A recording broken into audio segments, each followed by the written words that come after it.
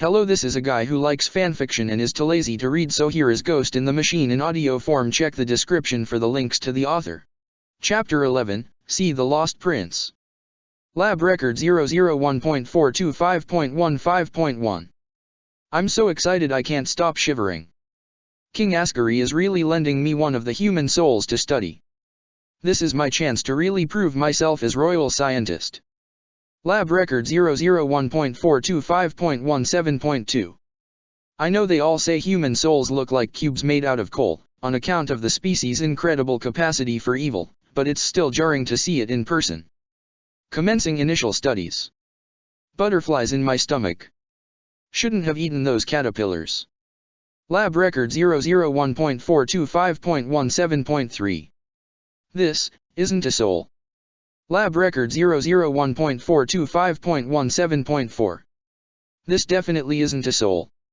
Indistinguishable. What do I tell Ascari? Lab Record 001.425.19.1. Okay. Deep breaths. It's not the end of the world. This thing seems to be a miniature computer. It also generates its own power. Like, a lot of it. Lab Record 001.425.20.2. Cross-referenced with some of the records we've recovered from the garbage over the years, it seems these things are quote-unquote black boxes manufactured by an organization called YoRHa. Each YoRHa unit is equipped with a black box, an item created by reusing the core of a machine life form. As such, it could be said that the consciousnesses of YoRHa units and machine life forms share the same structure.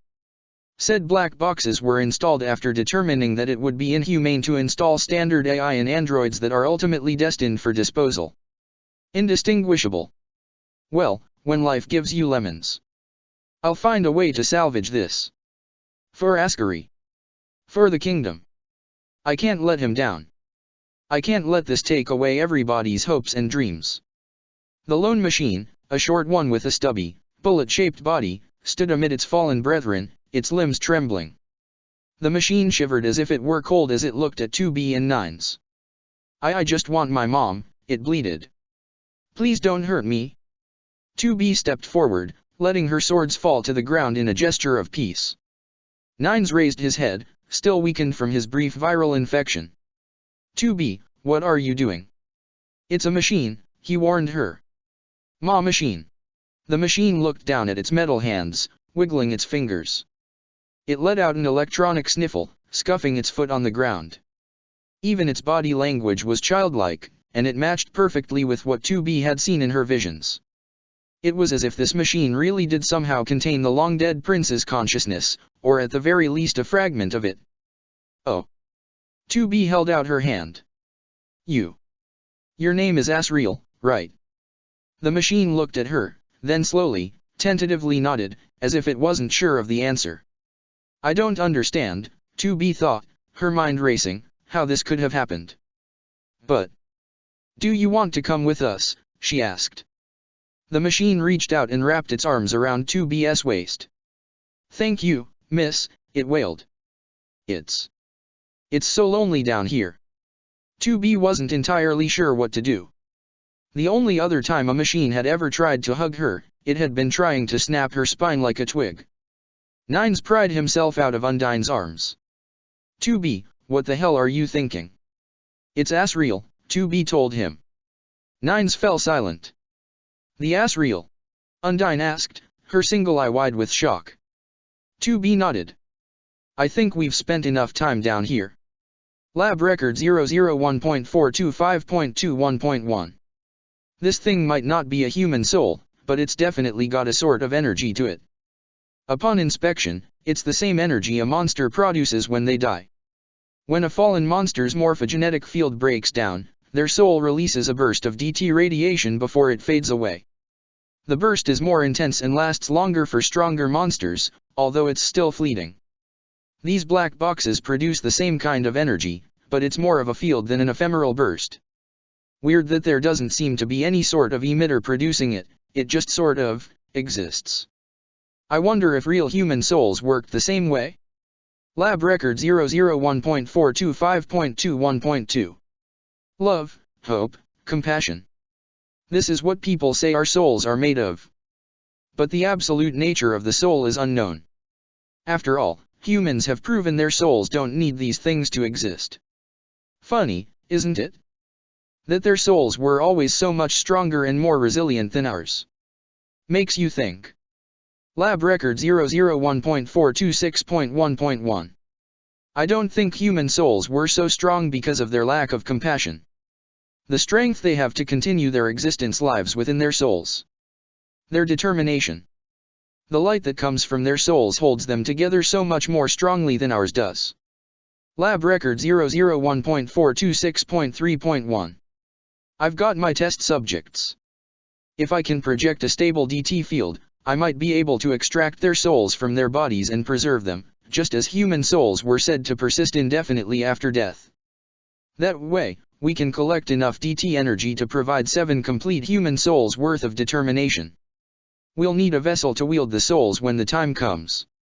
As the legends say, a monster can't absorb monsters' souls, and a human can't absorb human souls. These black boxes, I suppose, work in the same way. After all, androids were made in mankind's image, weren't they? If we have to diversify our sources of DT energy, we'll need something new to hold on to these souls. Not human. Not monster. Not android. Something different. Lab Record 001.426.3.2. I've chosen a candidate. I haven't told Ascari yet. I want to surprise him with it.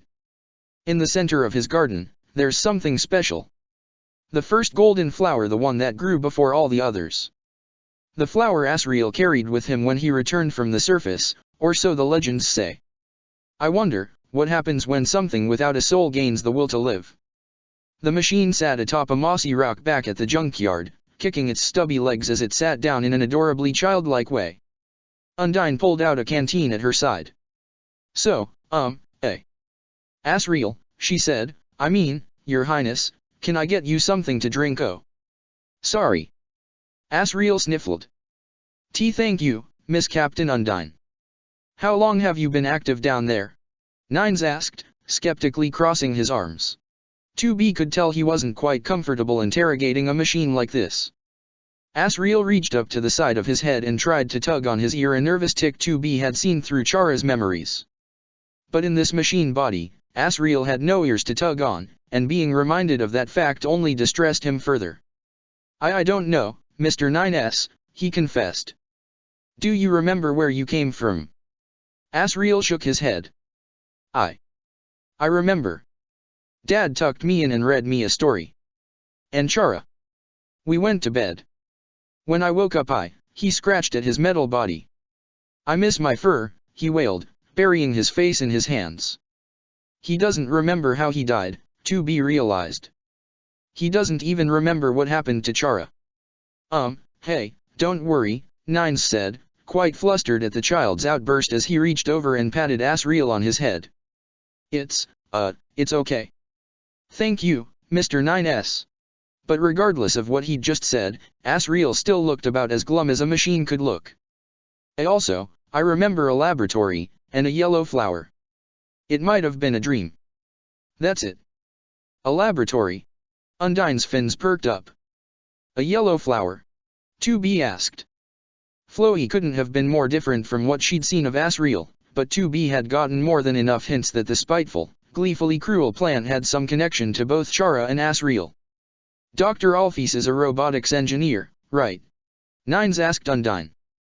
Is there a chance she'd know about this? Undyne shrugged. It's possible, I guess. I've helped her catch tin cans for her research once or twice. She pulled out her phone. I'll give her a call and ask her what's up.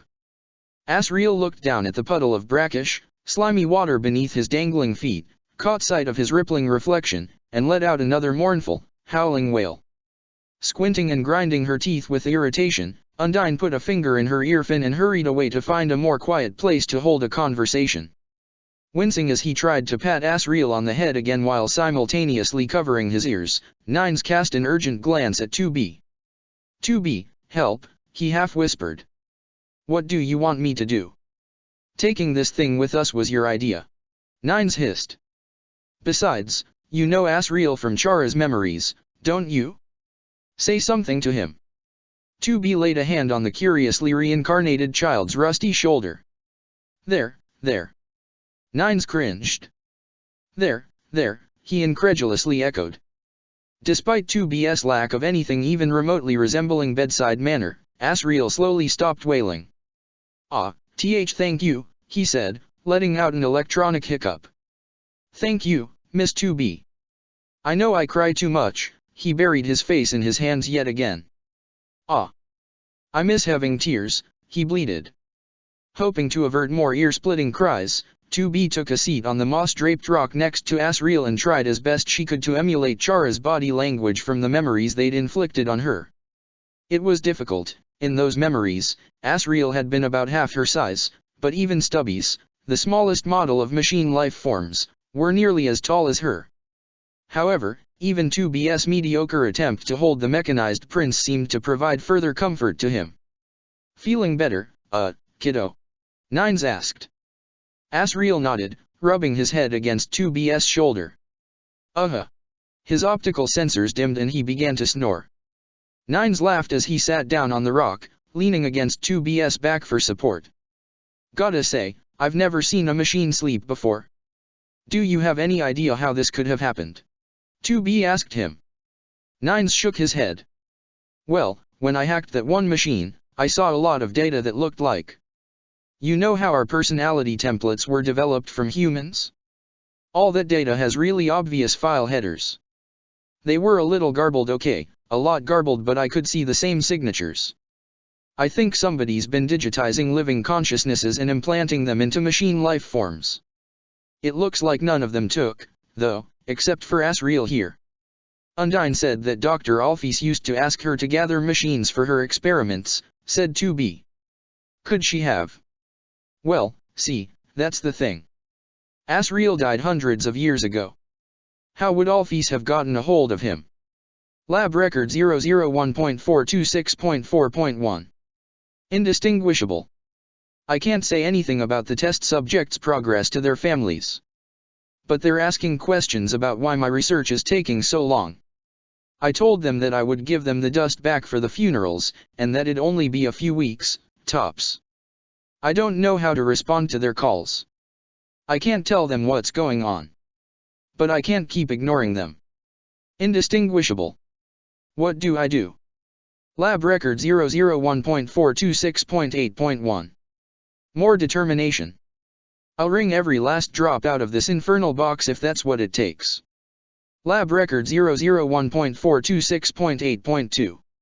If black boxes and machine cores are the same, maybe I could use some of those weird robots that sometimes fall from the surface. Indistinguishable. Lab Record 001.426.8.3. The snare worked. I extracted the cores and will try directly implanting them in the test subjects to see if that helps. Lab Record 001.426.9.1. Indistinguishable. One of the bodies opened its eyes.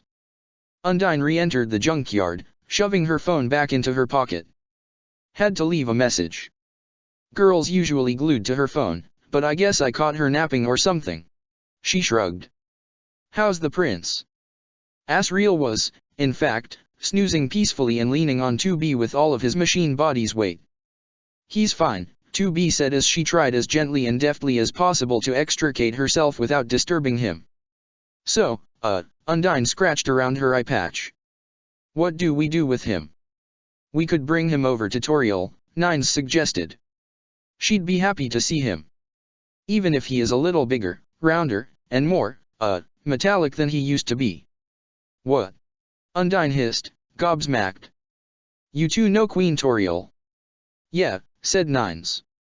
We met her when we came down here. She lives way back in the ruins past Snowdon.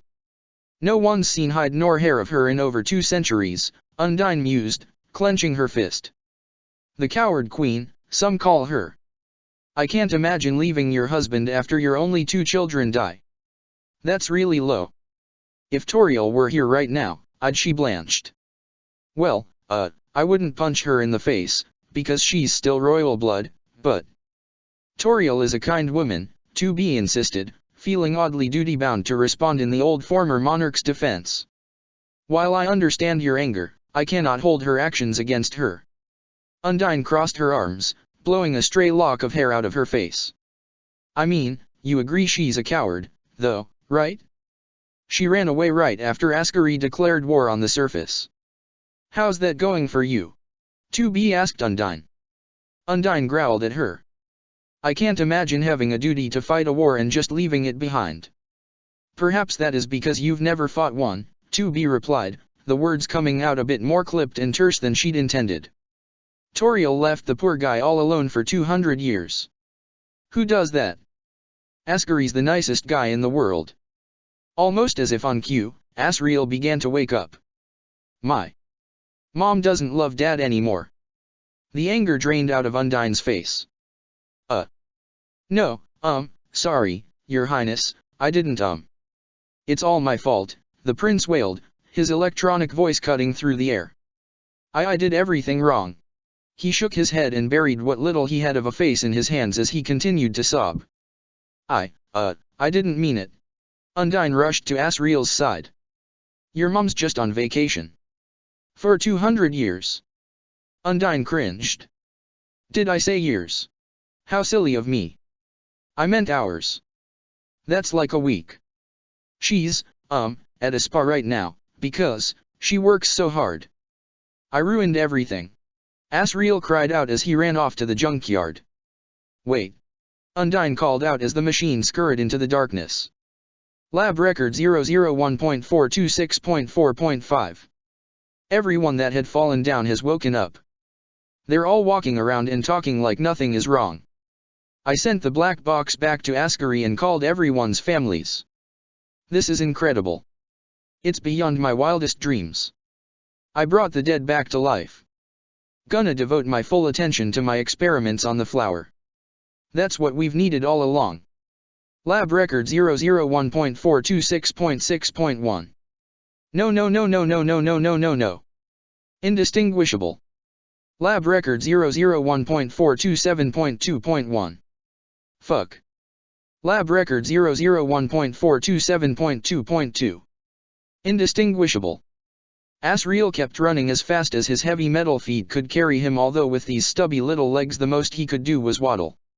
He'd been dead for 200 years, Chara was gone, and even his parents didn't love each other anymore. Everything had gone wrong and it was all his fault. All he knew how to do was hurt people. Towering mounds of broken machinery and plastic garbage, all of it damp and soggy, passed him by. Asriel felt like he belonged here with the rest of the junk. That was what he was now. Junk. There was a lot he didn't remember. Most of what he did remember was all fuzzy and indistinct, like a dream he'd just woken up from.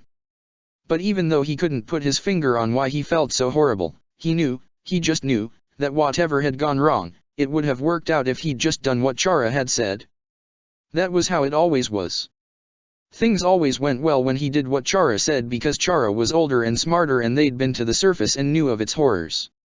Now he was here, 200 years in the future, and Chara was gone and his mom hated his dad and he was stuck in this ugly metal body for some reason.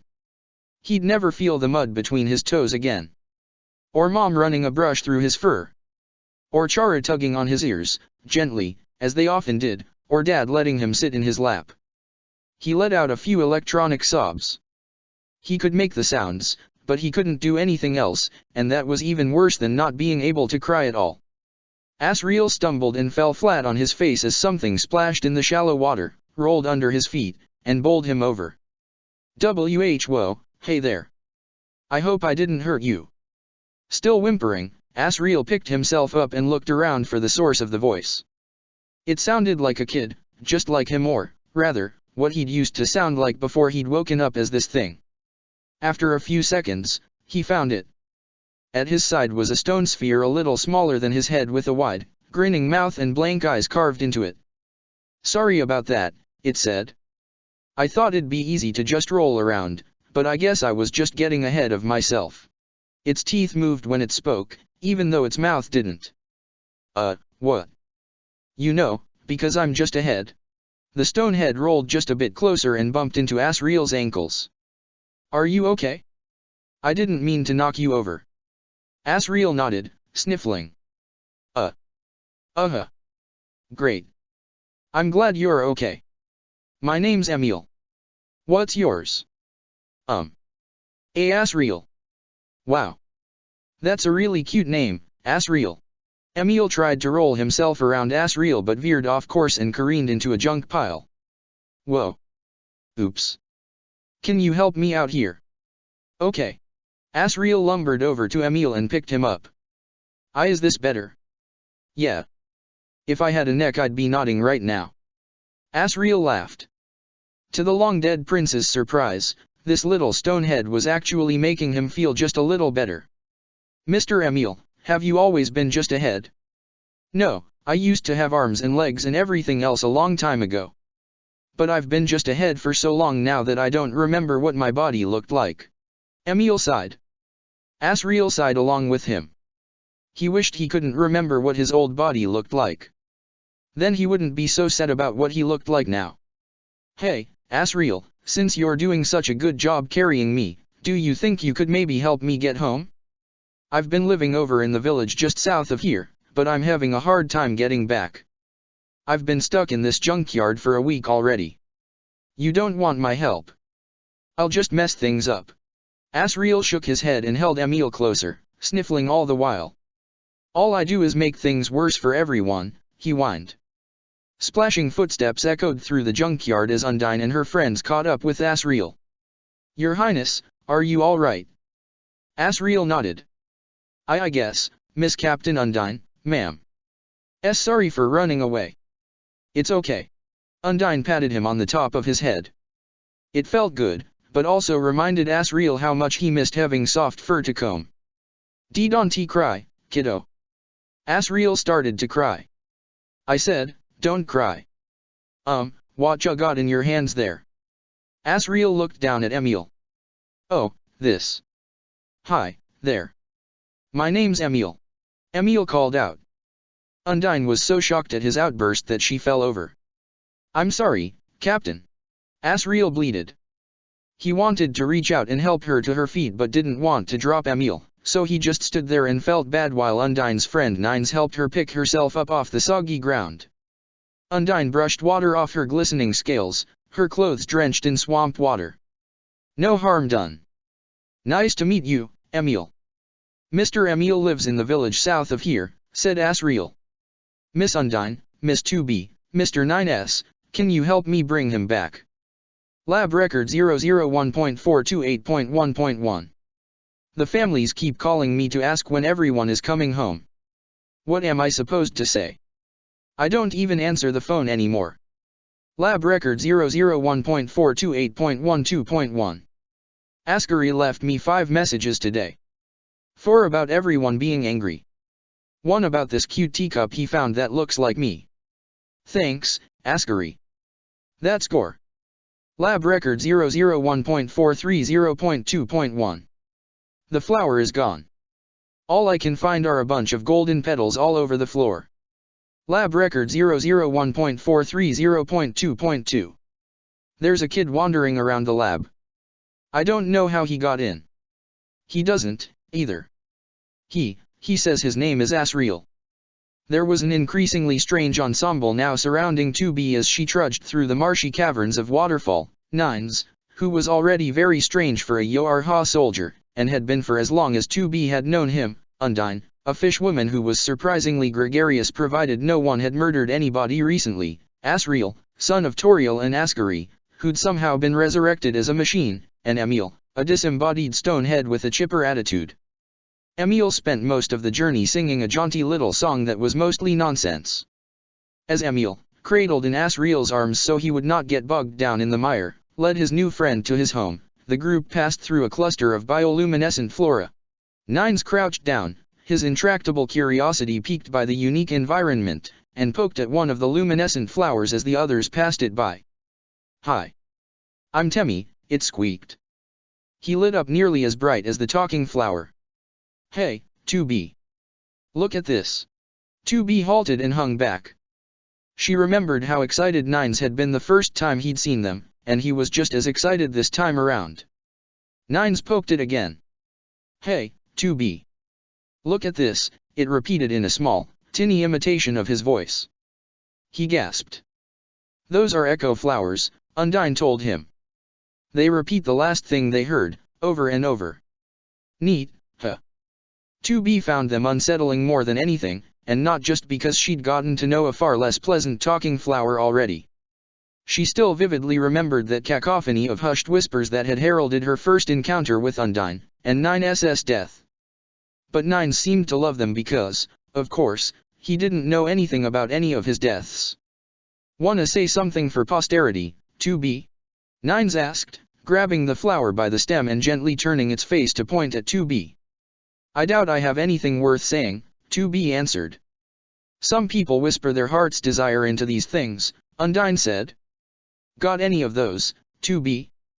2B felt the inside of her mouth go dry. Of course, she did. But who would whisper their private feelings into something that would repeat them for anybody who wanted to listen? It was the dumbest thing she'd ever heard of. No, she said.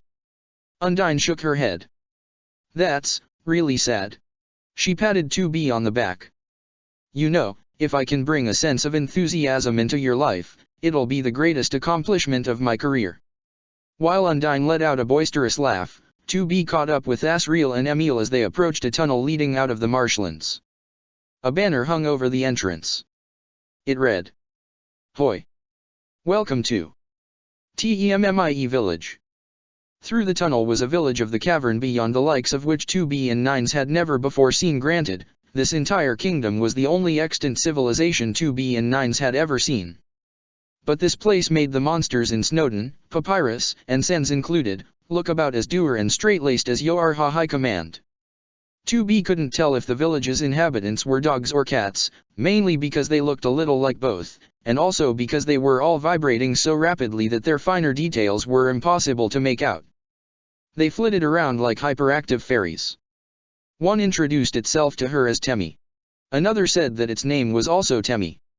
A third introduced itself as Bob. They all insisted on calling 2B and 9's bishies, whatever those were. A few machine life forms milled around, their amber and green-colored optical sensors denoting they had no interest in fighting. Even after they took notice of the two androids, even after 2B and 9's had instinctively drawn their weapons, they all but refused to acknowledge their presence. On closer inspection they all had no arms, which 2B supposed made them truly armless. 2B cringed inwardly at the pun. This place really was getting to her. As one of the stubbies wandered by with an absent-minded, lumbering gait, 9's reached out and brushed his hand over its head. The machine suddenly grew an extra torso segment, and as it spontaneously grew taller 9's jerked his hand away as if he'd been burned. He reached out and gave the machine a tentative pat on the head again. It telescoped yet again, adding an extra 60 centimeters to its height. 9's repeated the process, but soon the machine was so tall that he couldn't hope to pet it. 9's, 2B cautioned, trying desperately to sound stern and not smile, even though she was just as amused as he was. What would the commander say if she saw you giving aid and comfort to the enemy? Well, this is it, Emil said, letting Asriel set him down on the ground. He rolled around to face the rest of his entourage, his stony smile frozen on his face. Thanks for all your help, guys. I couldn't have done it without you. Feel free to stop by whenever. Asriel raised a metal hand and slowly waved goodbye. Thank you, Mr. Emil. It was nice to meet you. Undyne patted the prince on the head. Wanna come with me? I could take you over to King Ascari if you want. Or, she glanced at the androids. You could go with them and see Toriel, I guess. Your choice. Asriel wrung his hands, his optical sensors flickering as he glanced back and forth. Mr. Emil? Can I stay with you for a while instead? Sure. Undyne was taken aback. Are you sure, Your Highness? I don't want Mom or Dad to see me like this, Asriel said, sniffling. I've hurt them so much already. I don't want them to feel sad for me again. He doesn't even remember why he thinks that. In a way, 2B thought, feeling guilty with no cause must be worse than knowing why you feel that guilt. They wouldn't, 9's insisted. You and Chara still mean the world to your mom. Don't they, 2B? 2B nodded. No matter what you look like, your mother would be overjoyed to see you. Your father as well, I'm sure. But deep down, she understood why Asriel felt unready to confront his parents. The mad gambit for freedom he'd made with Chara, and how it had failed so utterly, must have been weighing on his conscience even though he didn't have any concrete memories of the incident. 2B knew what it was like to have something so horrible weighing on her conscience. Something she wasn't yet ready to bring into the light. Asriel shook his head. Please give me some time to work things out. 2B bowed her head. I understand. Emil, take care of Asriel for now. Emil gave her an emphatic nod. Don't worry. I think the two of us are gonna get along fine. 2B, Nines, and Undyne left the odd village in silence, each of them pondering over what they had experienced. As 2B and Nines strode off, Undyne put a hand on both of their shoulders. Wait. 2B looked over her shoulder at Undyne.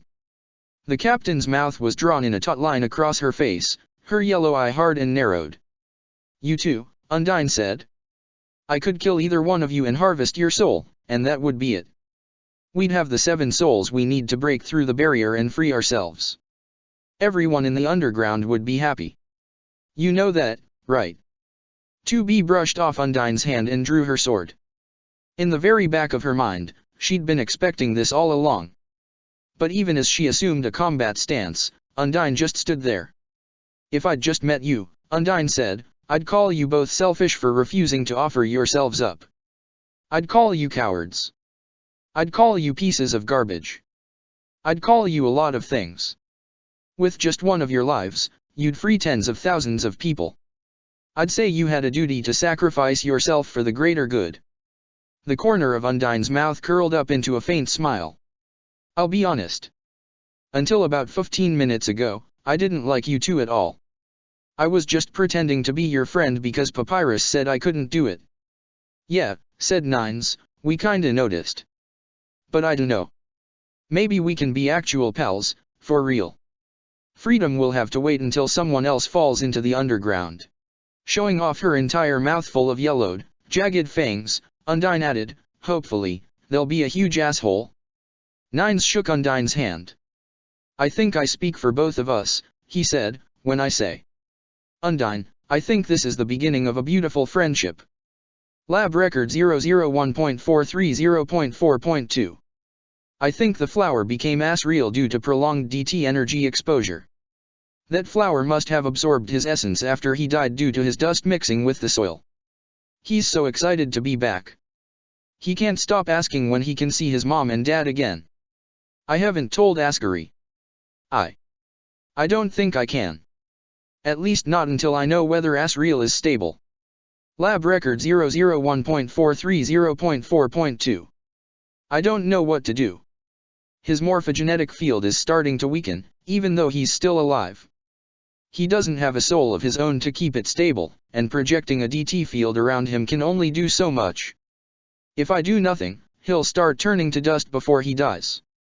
If I implant a machine core into his body, he'll end up like the others.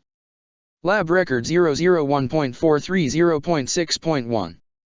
Asriel isn't turning to dust. Gold flower petals are flaking off his body instead. He's tracking them all around the lab. He's starting to act really creepy. I'm actually kind of nervous about checking up on him. Lab record 001.430.10.1. I gave him the machine core.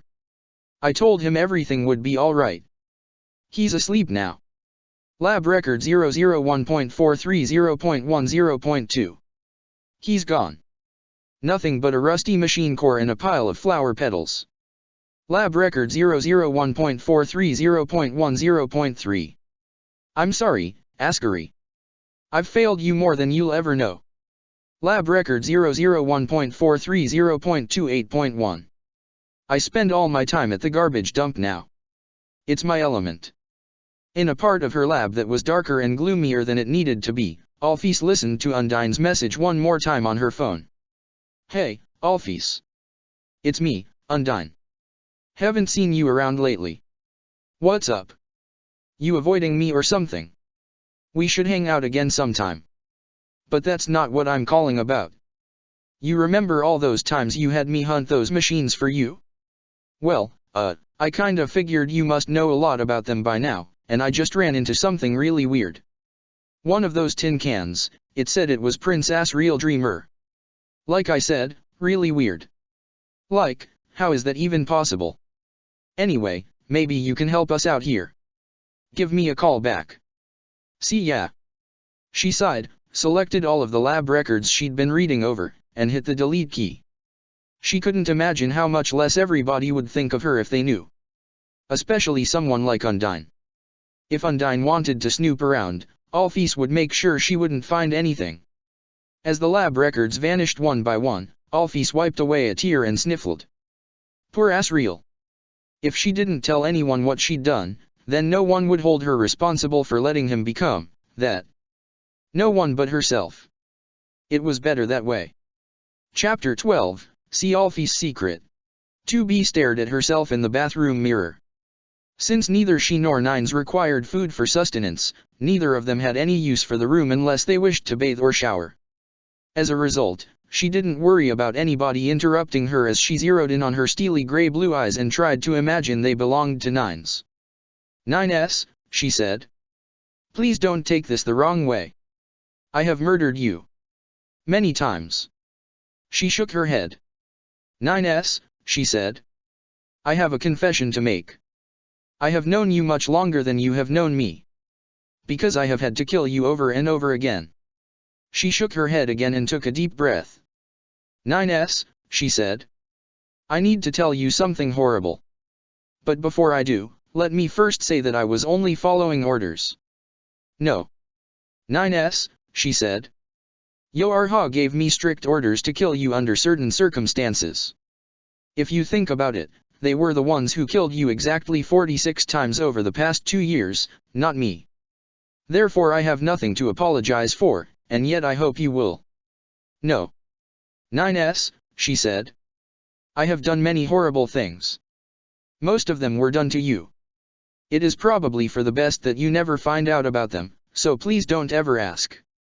2B buried her face in her hands. It wasn't like he ever deserved to die. It was never really his fault.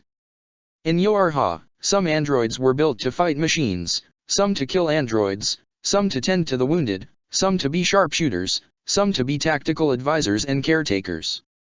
And some were designed to discover, to explore, to figure things out. It wasn't 9S's fault that he was just too good at what he'd been designed to do. Nines had always been a knowledge-hungry person, curious to a fault. 2B's orders had been still were, in so much as she had orders to kill Nines as soon as he delved too deeply into Yoarha's most closely kept secrets. If he'd found out about Chara/C13 on the surface, 2B was sure the termination orders from the commander wouldn't have taken long to arrive. And then she'd be assigned a new Nines, his memory conveniently wiped clean and his records doctored to hide any discrepancies, because, of course, who would waste a perfectly good scanner? She never knew what Nines kept discovering that had warranted his execution. Perhaps 2B feared that if she let him tell her, she would be executed and erased as well, which was why she'd always strove to kill him as quickly and suddenly as possible. That, and she didn't want him to suffer. Even though he wouldn't remember having suffered. Or anything else. 2B looked herself in the eyes and tried again. 9S, she said. I'll try again later. She sighed, defeated, and stepped out of the bathroom. Her pod was waiting for her outside. Query, what is Unit 2B doing? Pod 042 chimed in. I am rehearsing, she explained, how to tell Nines the truth. Statement, telling Unit 9s the truth would, ironically, constitute a breach of confidential information, the pod replied, not unlike those that have historically mandated his execution. As a result, after informing him you would likely receive orders to terminate him. From whom? It wasn't like there was anybody around who could hand down the order to 2B. Down here the bunker might as well have been on the other side of the universe. She and Nines held the same rank in the chain of command, and support pods were designed to support their assigned units, not issue commands to them. Pod 042 fell silent for a few seconds. Proposal, Unit 2B, You should keep this information to yourself for the foreseeable future. He has a right to know, 2B replied. I just need to figure out how to tell him what I've done without hurting him. Statement: that right is not defined anywhere within the YORHA Charter. Stated android rights are as followed. Number 1, the right to. That's enough, Pod 042. Thank you. As if summoned, Nines poked his head out of the bedroom. Right to know what? 2B found herself unable to speak, taking a second to regain the use of her tongue. I'll tell you later. Nines squinted at her and blinked a few times as if trying to divine what she was thinking. Of course, he could just hack her and read her memory files, but there were some lines scanners did not cross unless they were desperate, and that was one of them. Okay. Nines stepped out of the bedroom with a few new books under his arm. Oh, by the way, I just got a message from Alphys. She wants us to meet her at her lab. He grinned. Wants us to bring our swords. 2B stood next to Nines in the center of Dr. Alphys' laboratory. It was far cleaner than 2B had expected, despite the walls being haphazardly covered with strange, colorful paintings and mechanical junk strewn across the floor. She noticed a freshly plastered over hole in the wall roughly as tall as a person. Nines and Alphys, it seemed, had become fast friends. 2B couldn't help but notice how eager he'd been to come here after Alphys had messaged him that morning. Of course, it gave the two of them the opportunity to ask Alphys some questions about her research on machine life forms as well. Alphys skittered over, sidestepping a pool of machine oil in her path. Oh. Hi, Nines. Thanks for bringing your friend. Did you bring your swords, too, like I asked? If you didn't, that's fine. I understand. Nines held out his cruel oath, its brassy coppery bronze-colored blade catching the light. He nudged 2B in the side, and with some reservation, she produced her own ivory-white sword. Alphys lit up. Oh. Okay. Great. Thanks. She swiped the swords from the two androids' hands and carried them off to her workbench. 2B and Nines followed her as she set the swords down. Oh, said Alphys. Oh, said Nines. What is it? 2B asked. They're just normal, antique swords. Really well made, but, Alphys sighed. And not that that isn't cool or anything, but I thought because you two are, robots. Androids, Nines corrected. I thought you'd have, like, some wild technology in your. Alphys paused. Wait, what's this? She held up 9SS sword and peered at it closely, her breath fogging a patch of its blade. Is that a high-frequency pulse emitter embedded in the blade? And what's this mechanism here in the hilt? That's the near-field combat system chip. We register a weapon to our ID and it never leaves our side. Nines held out his hand and curled his fingers inward. Here, watch this. Instantly, the sword vanished from Alphys' scaly little hands and reappeared with 9SS fingers curled around the hilt in a firm grip. The little scientist nearly exploded from excitement. Please. Let me borrow your blade. That's exactly what I need for my project. Project? 2B inquired. It's nothing, Alphys insisted. Research. R&D. Build a better mousetrap. That sort of thing. She wrung her hands, evidently feeling, and rightly so, that she wasn't getting anywhere. Please? As a favor? After all, I helped you with the whole surgery thing, and it'd make us even, then. 2B was unmoved by Alphys' anxious half-smile. She's got a point, 2B, Nines admitted. We kind of owe her. Statement, Pod 153 interrupted. The sharing of proprietary YORHA technology is expressly prohibited. There can't be any harm in it, Nines insisted. These people are our friends. Your pod is correct, said 2B. You ought to listen to it, 9S. Pod 042 chimed in to offer its agreement with 2B and 153. Nines fell silent, deep in thought.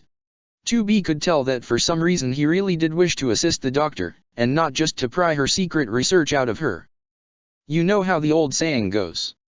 In for a penny, in for a pound. We've already shared schematics of our circulatory system with Alphys, he said. That's proprietary, too, isn't it? 2B crossed her arms and addressed Alphys directly. What, exactly, do you need our technology for, Doctor? Alphys, who'd grown despondent hearing the androids and pods debate among themselves, lit up. Oh. It's for Captain Undyne. I wanna make a really good spear for her. You know, a token of appreciation for, all the hard work she does, and, because of how, she fell silent, a little bit of color rising in her cheeks. 2B struggled to retain her icy complexion. This Undyne. You wish to make her a gift? Alphys nodded. Why yeah, I guess. Is she in need of a new spear? Has she asked you to make her one? Not, exactly. Alphys answered. It's, kinda supposed to be a surprise. Why would you give her something she potentially does not require? It could be an unwelcome imposition on your part, one which Undyne would find. Nines grabbed 2B by the arm. 2B, he hissed. A word in private, if you please. He walked 2B over to the corner of the lab. You're upsetting her, Nines said. Look, the nicer we are to Alphys, the more we can probably get out of her about her research. I am merely pointing out a reality of the situation she may not have considered. Do you understand how gifts work? Nines asked, incredulous. Of course. 2B crossed her arms. As a matter of principle, I object to them. Nines groaned. Seriously? Okay, so picture this. I'm going about my day like normal, and I spy a hairband lying around. I think to myself, oh, I bet 2B would like this. So I pick it up and give it to you. As a gift. To make you happy.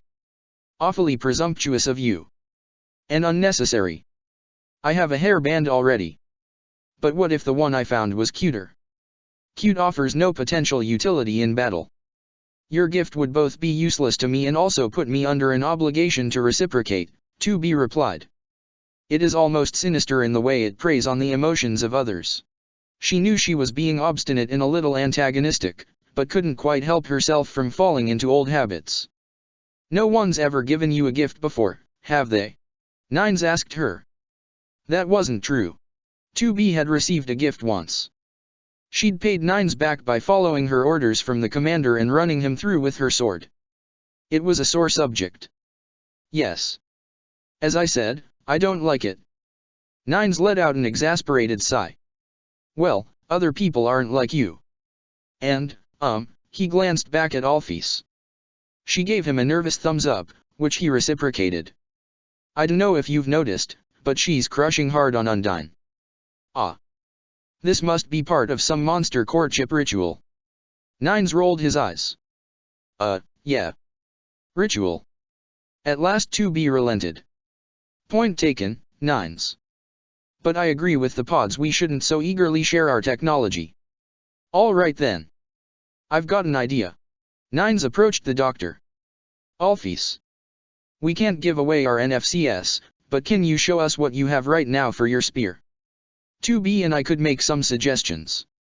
Alphys rushed over to another workbench on the other side of the lab and hurried back with a black cylinder about 20 centimeters long in her hands. This is it. She handed it to Nines. It's a little small, he said, rubbing his fingers along the rod until he found a button on its side. Wait, Nines, you should point that somewhere. The cylinder telescoped in both directions, in a split second expanding from 20 centimeters to nearly 2 meters. One end almost rammed itself into 2B's chest, but her reflexes had allowed her to step aside quickly enough to avoid it. Nines let out a nervous laugh. At least I wasn't looking at it head-on, huh? That'd be a pretty embarrassing way to go. He handed the long staff to 2B. What do you think? 2B gingerly grabbed hold of the staff with trepidation, trying not to imagine what it would look like protruding through 9SS's skull. It was too easy. While the cylinder had seemed shiny and smooth, up close the surface was textured enough that with even a weak grip, it wouldn't easily slip from her hand. I still haven't thought of what I want to do with the spearhead, Alphys admitted. Does it need one? Perhaps your friend Undyne would appreciate a quarterstaff for a change. 2B found the button on the side of the staff, pressed it, and let the staff retract to its compressed length before offering it back to Alphys. Kman, 2B. You know Undyne. If it's not sharp and stabby, what's the point? Going with the collapsible staff, you could make some sort of dagger that plugs into one end, Nines suggested. Modular, multi-purpose weaponry. It should be a sword, 2B interjected. Undyne does like swords. What I'm wondering, though, is how a physical weapon could distinguish itself against those energy spears Undyne conjures. Like, what makes this special? Something it can do that she can't. Alphys snapped her fingers. I've got it. Thanks, guys. The scientist shook 9S's hand before dashing off to a side room as fast as her stubby legs could carry her, leaving 2B and Nines alone. I'm gonna be here a while. Alphys called out as Nines examined a pile of rusted machine parts. Just invite yourselves out, okay? Wait. Nines called out. While we're here, could you answer some questions for us about your research on the machine? The door leading to the side room slammed shut. 2B, said Nines, do you think Alphys is hiding something from us? It was a question with such an obvious answer it had to be rhetorical. Unless we want to drag her out of her workshop, I doubt any answers are forthcoming here. I think I know where we can find more answers, said Nines, and even though his visor hid his eyes 2B just knew that his had a mischievous, knowledge-hungry gleam. Nines stepped around the wreckage of the machines he and 2B had encountered with Undyne the other day. We haven't seen how far this tunnel goes, he said, nudging a warped hunk of scrap metal out of his path with his foot. But let's hypothesize these machines escaped from a lab somewhere. There might be a way in deeper down here. 2B cut down a Goliath corpse that had been blocking the tunnel. You think this tunnel goes that far? I know it sounds like a stretch. Nines shrugged, then climbed over the bisected corpse. But there's no harm in trying, is there? 2B supposed he was right. Those strange machines were the closest thing the two of them had to a lead. 042, can you detect any machine life forms nearby? Affirmative. Nearest life signs are 300 meters ahead. The corresponding symbols popped up on 2B's visor. Looks like I was right, Nines said, a little bit of satisfaction bleeding into his voice. Try to avoid the temptation to hack any information from them, 2B warned Nines as she caught up to him. What? Nines chuckled. Think I'm dumb enough to keep trying the same thing again? Dumb is not the word I would use, 2B replied. Observation, an ancient human adage, Pod 153 chimed in as it floated by 9S's side, its beacon casting light on the craggy, slick tunnel walls, claims that repeating the same operations multiple times and expecting different results is the definition of insanity. The blips on 2B's radar drew closer as she and Nines delved deeper into the tunnels, passing by the occasional wild echo flower that repeated the same gibberish the strange machines kept uttering. Hey, 2B. What is it, 9S? Do you think we did the right thing the other day? With Asriel. It was his choice to stay behind. If he wasn't ready, he wasn't ready. Nines sighed. I guess. Hope he's alright. He and that thing. Emil. Yes. He and Emil seemed to get along, 2B said. I think he will be fine. We'll bring him to see his parents soon. Why do you ask? Nines took a while to respond, letting the natural ambience of the tunnel and the water dripping from the ceiling to the puddles littering the ground fill the silence for a few seconds. I guess. I'm just curious, he answered. Children, parents, they're all new to us.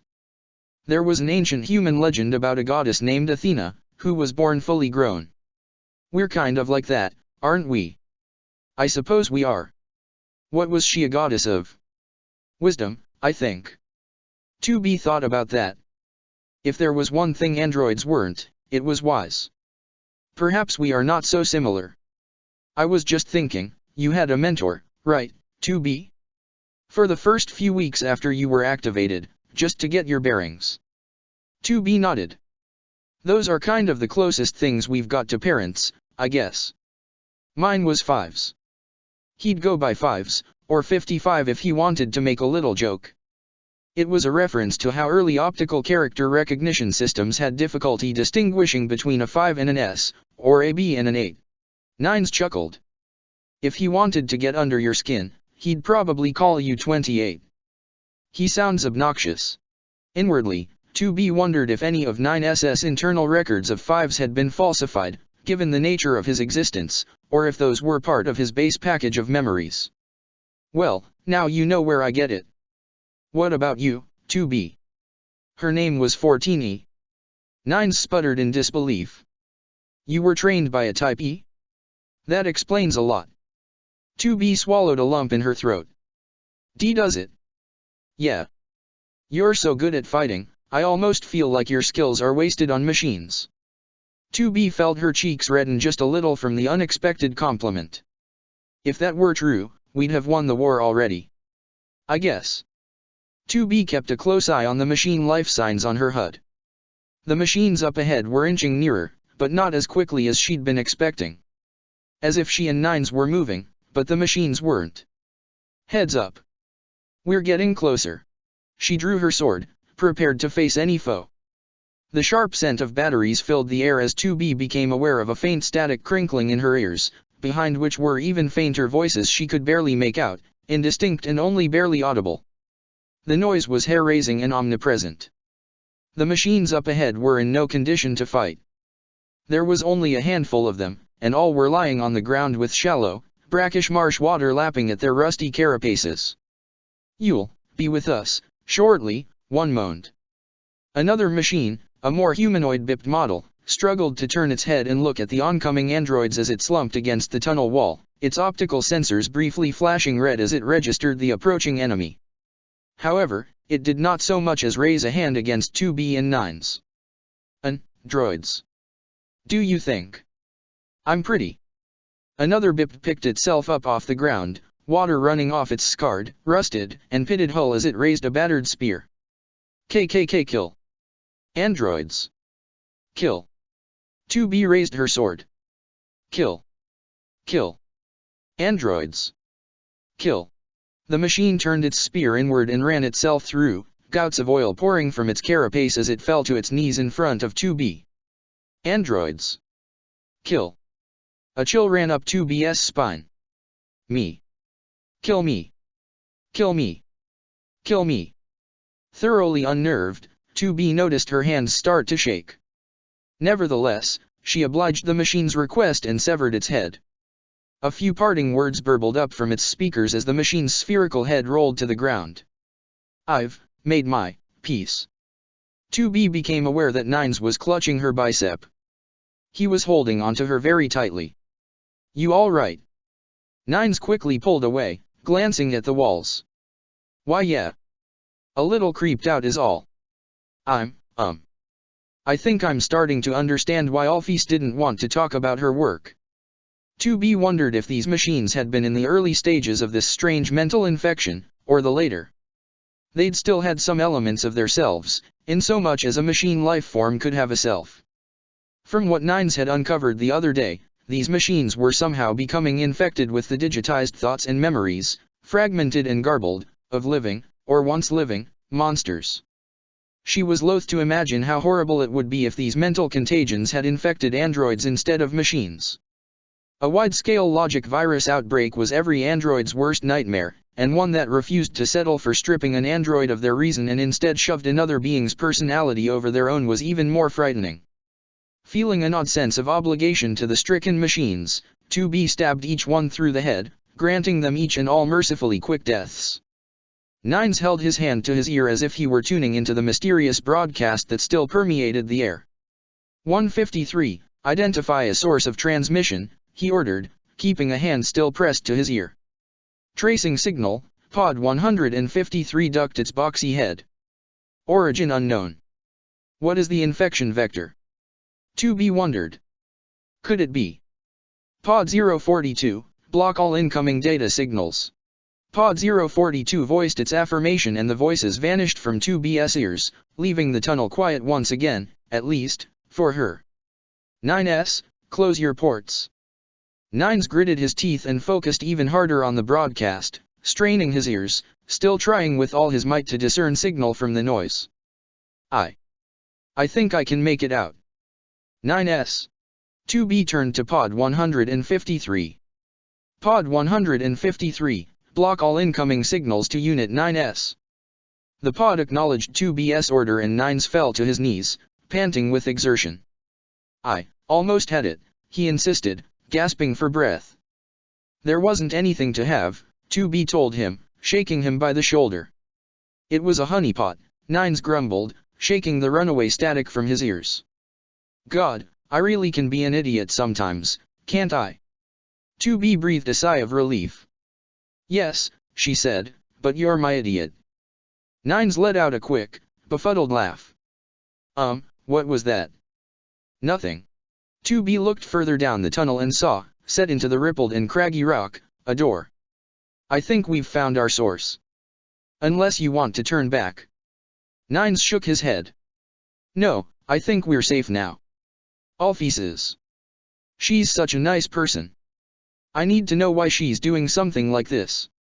The door was, in fact, an elevator, and to 2B's surprise, it still functioned, descending with a press of a button and the squeal of unoiled machinery. Outside the simple metal cage, rocky walls sped past and soon gave way to molded concrete. Below the wandering tunnels was a man-made, or rather, monster-made, complex that was just as gloomy and forlorn.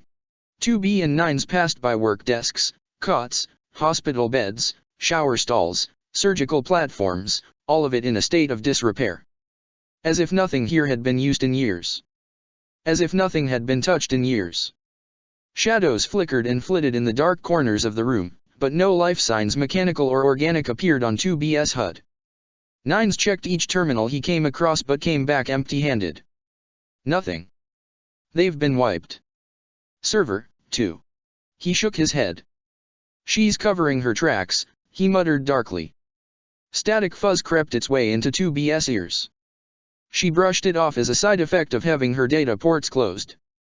YoRHa units were usually constantly transmitting low-level status and telemetry data for their assigned pod's benefit unless there was a need for stealth, and 2B had often heard that androids who ran silently could start experiencing minor auditory hallucinations. The voices hit her like a truck. Come join the fun, stay here with me, Snowy. Do you think I'm pretty? You'll be with us shortly. Just a moment, Snowy. I'm not afraid of you, but nobody came. Don't pick on me. What are you so afraid of? Just a moment, then hold still. I've felt this before. It's so cold, Snowy. That's what they all say, Snowy. It's a real get together. You'll be with us shortly. There's still hope. You've pushed your luck. Lorem ipsum docet, Lorem ipsum docet, Dollarum ipsum docet. Not this time. You've seen enough, Snowy. Finally someone gets it. That's a shame. Stay here with me. Stay here with me. Stay here with me. Stay here with me. Stay here with me. 2B laughed. She laughed and kept laughing. It was so funny, she couldn't stop. Tears ran down her face. The air smelled like sweet lemons and used batteries. She couldn't breathe. She couldn't breathe. She couldn't breathe. She couldn't. Nines grabbed her by the shoulders, calling her name through the cacophony. His face was wrenched in agony as he struggled against the same telepathic assault. Pod 153. Where's this transmission coming from?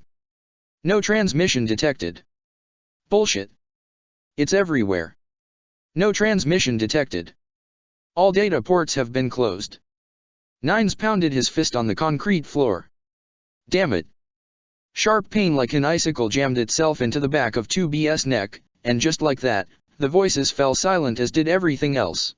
2B fell to her knees and gasped for air in between fits of coughing. 2B. Nines mouthed. I hacked in and deactivated your audio processor. Can you still hear them? She shook her head. No, she told him. She could feel the vibration of her vocal cords but heard nothing. What about you? I shut mine down, too. Nines said something else, but his mouth moved too quickly for 2B to read his lips accurately. Slow down. Nines spoke more slowly and enunciated more clearly. Are your thoughts your own? How do I know? Nines tapped his chin. That's a good question. Figures wreathed in shadow emerged from the dark corners of the lab and circled the two androids. They were shapeless, wispy, insubstantial, yet at the same time they were solid and lumbering, yet at the same time, their bodies flowed like water. It was as if none of them could make up their minds whether they were solid, liquid, or gaseous, and so they were all of them and none of them at once. Blotches of garbled pixels trailed behind them like auras, as if their mere sight was a corrupting influence on 2B's visor. 2B stood up, her back against 9SS, as the two of them drew their swords and prepared to fight. The creatures slithered / walked / crawled / trudged / floated / dripped closer, closer, closer, their half-phantom bodies shimmering. And sound returned to the world. And with it, the cacophony of disparate voices. 2B stumbled and cried out as the rising tide of voices stung her ears. "Why did you turn our audio back on?" she shouted at Nines. "I didn't." He grabbed at 2B and the two of them collapsed, neither able to support their combined weight as whispers and shouts from dozens of voices in unison wormed their way through their minds. It came back on its own. 2B raised her sword and brandished it at the approaching entities, hoping to scare them off, but they paid her weak threats no mind as they drew nearer and nearer. She dropped her sword, clapping her hands over her ears in a vain attempt to spare her mind the brunt of the attack as still the creatures came closer, reaching out with protuberances that were at once neither hands nor claws nor paws nor talons nor tentacles and opening yawning mouths that were both filled with teeth and gaping emptily and both black as pitch and filled with static. Hey. Hey, stop it. Bad memory heads. Very bad. No. I've got your food right here, so back off. The mental assault ceased and the shambling, shapeless masses turned whatever passed for heads on their amorphous bodies in the voice's direction and shuffled away from 2B and Nines. There you go. Sorry. I won't be late next time. Dr. Alphys set a few bags on the floor for the creatures, then waddled past them as they dug in. I'm so sorry, I didn't notice the proximity alarm, and you know, well, actually, you don't know, these guys, they're kinda like cats, if you're 5 minutes late in feeding them 2B gingerly removed her hands from her ears, the silence left in the horrific creature's wake nearly as deafening as their psychic assault. At her side, Nines did the same. Sweat dripped down his pallid face. Alphys looked at the people she'd saved, blanched, and did an about-face. I don't suppose we can, she glanced back at them over her hunched shoulder. Forget about all this, maybe. What the hell have you been doing down here? 2B snapped, her voice so icy that Alphys actually shivered. Those things could have killed us. I swear, as long as I feed them on time, they're harmless. Alphys protested. She hung her head. I guess I owe you two an explanation.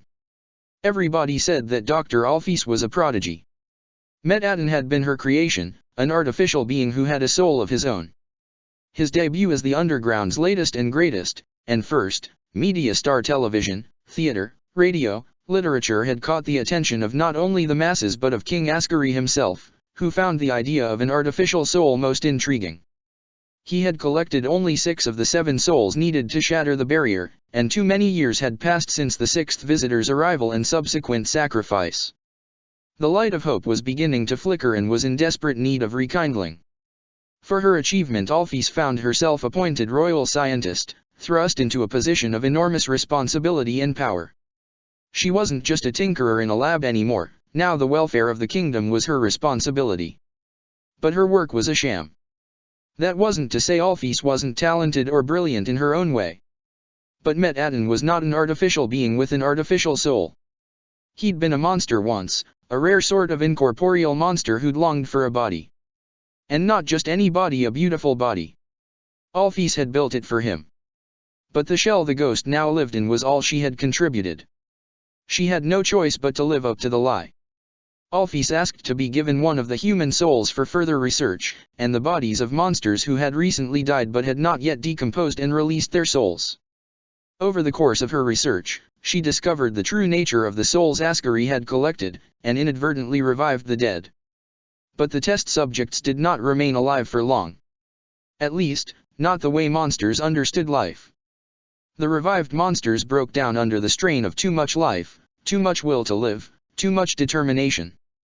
Their bodies melted and ran together, and they were reduced to shambling amalgamated masses, husks with nothing but the most primal instincts papered over by fragments and snippets of their past selves. Attuned to the wavelengths of artificial life forms such as machines and androids, their shattered thoughts occasionally leaked out, broadcasting themselves into the heads of nearby machines. It had gone differently for Asriel. His revived body had been soulless, and as a result the machine core used to prolong his new life hadn't had to compete with the wavelengths from a living monster soul, preventing him from melting like the others. But his body still crumbled anyway. In shame Alphys had taken the machine core and left it in the junkyard, not realizing how much of Asriel's conscience had imprinted on it. Alphys hadn't known what to do. She had already made so many promises to so many people. If the truth came out, she would be ruined, exposed as a fraud at best and a grossly unethical scientist at worst. She would lose everything, not just her career, but the respect of every monster in the underground. So she remained silent. Alphys let out a deep sigh. Their families still call me and write me letters asking when they'll be coming back. I know they'd never forgive me if they found out what happened, so I don't even bother answering. I mean, would you? She trudged over to the door. You should just leave. And, maybe just, don't come back. Or, worry about me if you stop hearing from me or anything. Alphys sniffled. It's not like I'm important or good at anything or a good person. I just tricked everyone into thinking that. Even you guys. 2B hadn't thought she'd feel sorry for Alphys after all this. But somehow, despite everything, she did. After all, who knew better than her how to pretend? You should tell everyone about this, she told Alphys. Including Asriel. He should know what's happened to him. The doctor stopped in her tracks. But they may not all forgive you, 2B said, but they have a right to know the truth nonetheless. Nines nodded. If you want anyone to forgive you over this, you have to come clean on your terms, not anyone else's. And, whatever's causing machines to go crazy around here, maybe turn it off? I mean, we're all silicon in here, too, you know, he said, tapping on his forehead. Alphys tried to smile, but all she could really do was scrunch up her face a bit. Oh, okay. You're right. Sorry about all that. The memory heads only do that when they get hungry. Later that night, back in the cottage she and Nines now called home, 2B looked at herself once more in the mirror and imagined she was speaking to her counterpart. She wished she didn't have to tell him at all. It would be so much easier if she just never had to tell him the truth. But 2B couldn't just hope that Nines would never find out. Sooner or later he'd find something within his own records that didn't match up, or 2B would slip up and say something. Sooner or later he would figure it out on his own, and if 2B couldn't be there for him to explain why he'd borne the brunt of such heinous crimes, there was no telling how he'd take it. She still didn't know how to say it. But she would tell him the truth in the morning. Chapter 13, See Fitful Sleep. That night, another machine life form fell into the ruins, its metal carapace leaving a clear imprint of crushed petals in the bed of wild golden flowers beneath it. The machine retraced the same steps, unknowingly, as the last machine to have fallen in that very spot scarcely a week ago, ambling over the disturbed grave of Chara Dreamer. The little machine was alone and afraid, but it felt a twinge of hope in its core because it, too, sensed more of its brethren deeper within the mountain's stony roots. 4 zip lines shot through the air behind it, latching onto the ground, and 4 androids clad all in black armor slid down into the depths of the mountain. One of the black-armored figures drew its weapon, a curved, single-edged blade over 1.5 meters in length, in mid-fall, and cut the machine in two with a mighty swing before the android's armored feet could touch the ground. Green optical sensors blazed on its helmet. One of the other 3 androids, shorter and more slender than its peers, landed, and examined the 2 flight units parked on the ground. They came this way, she announced.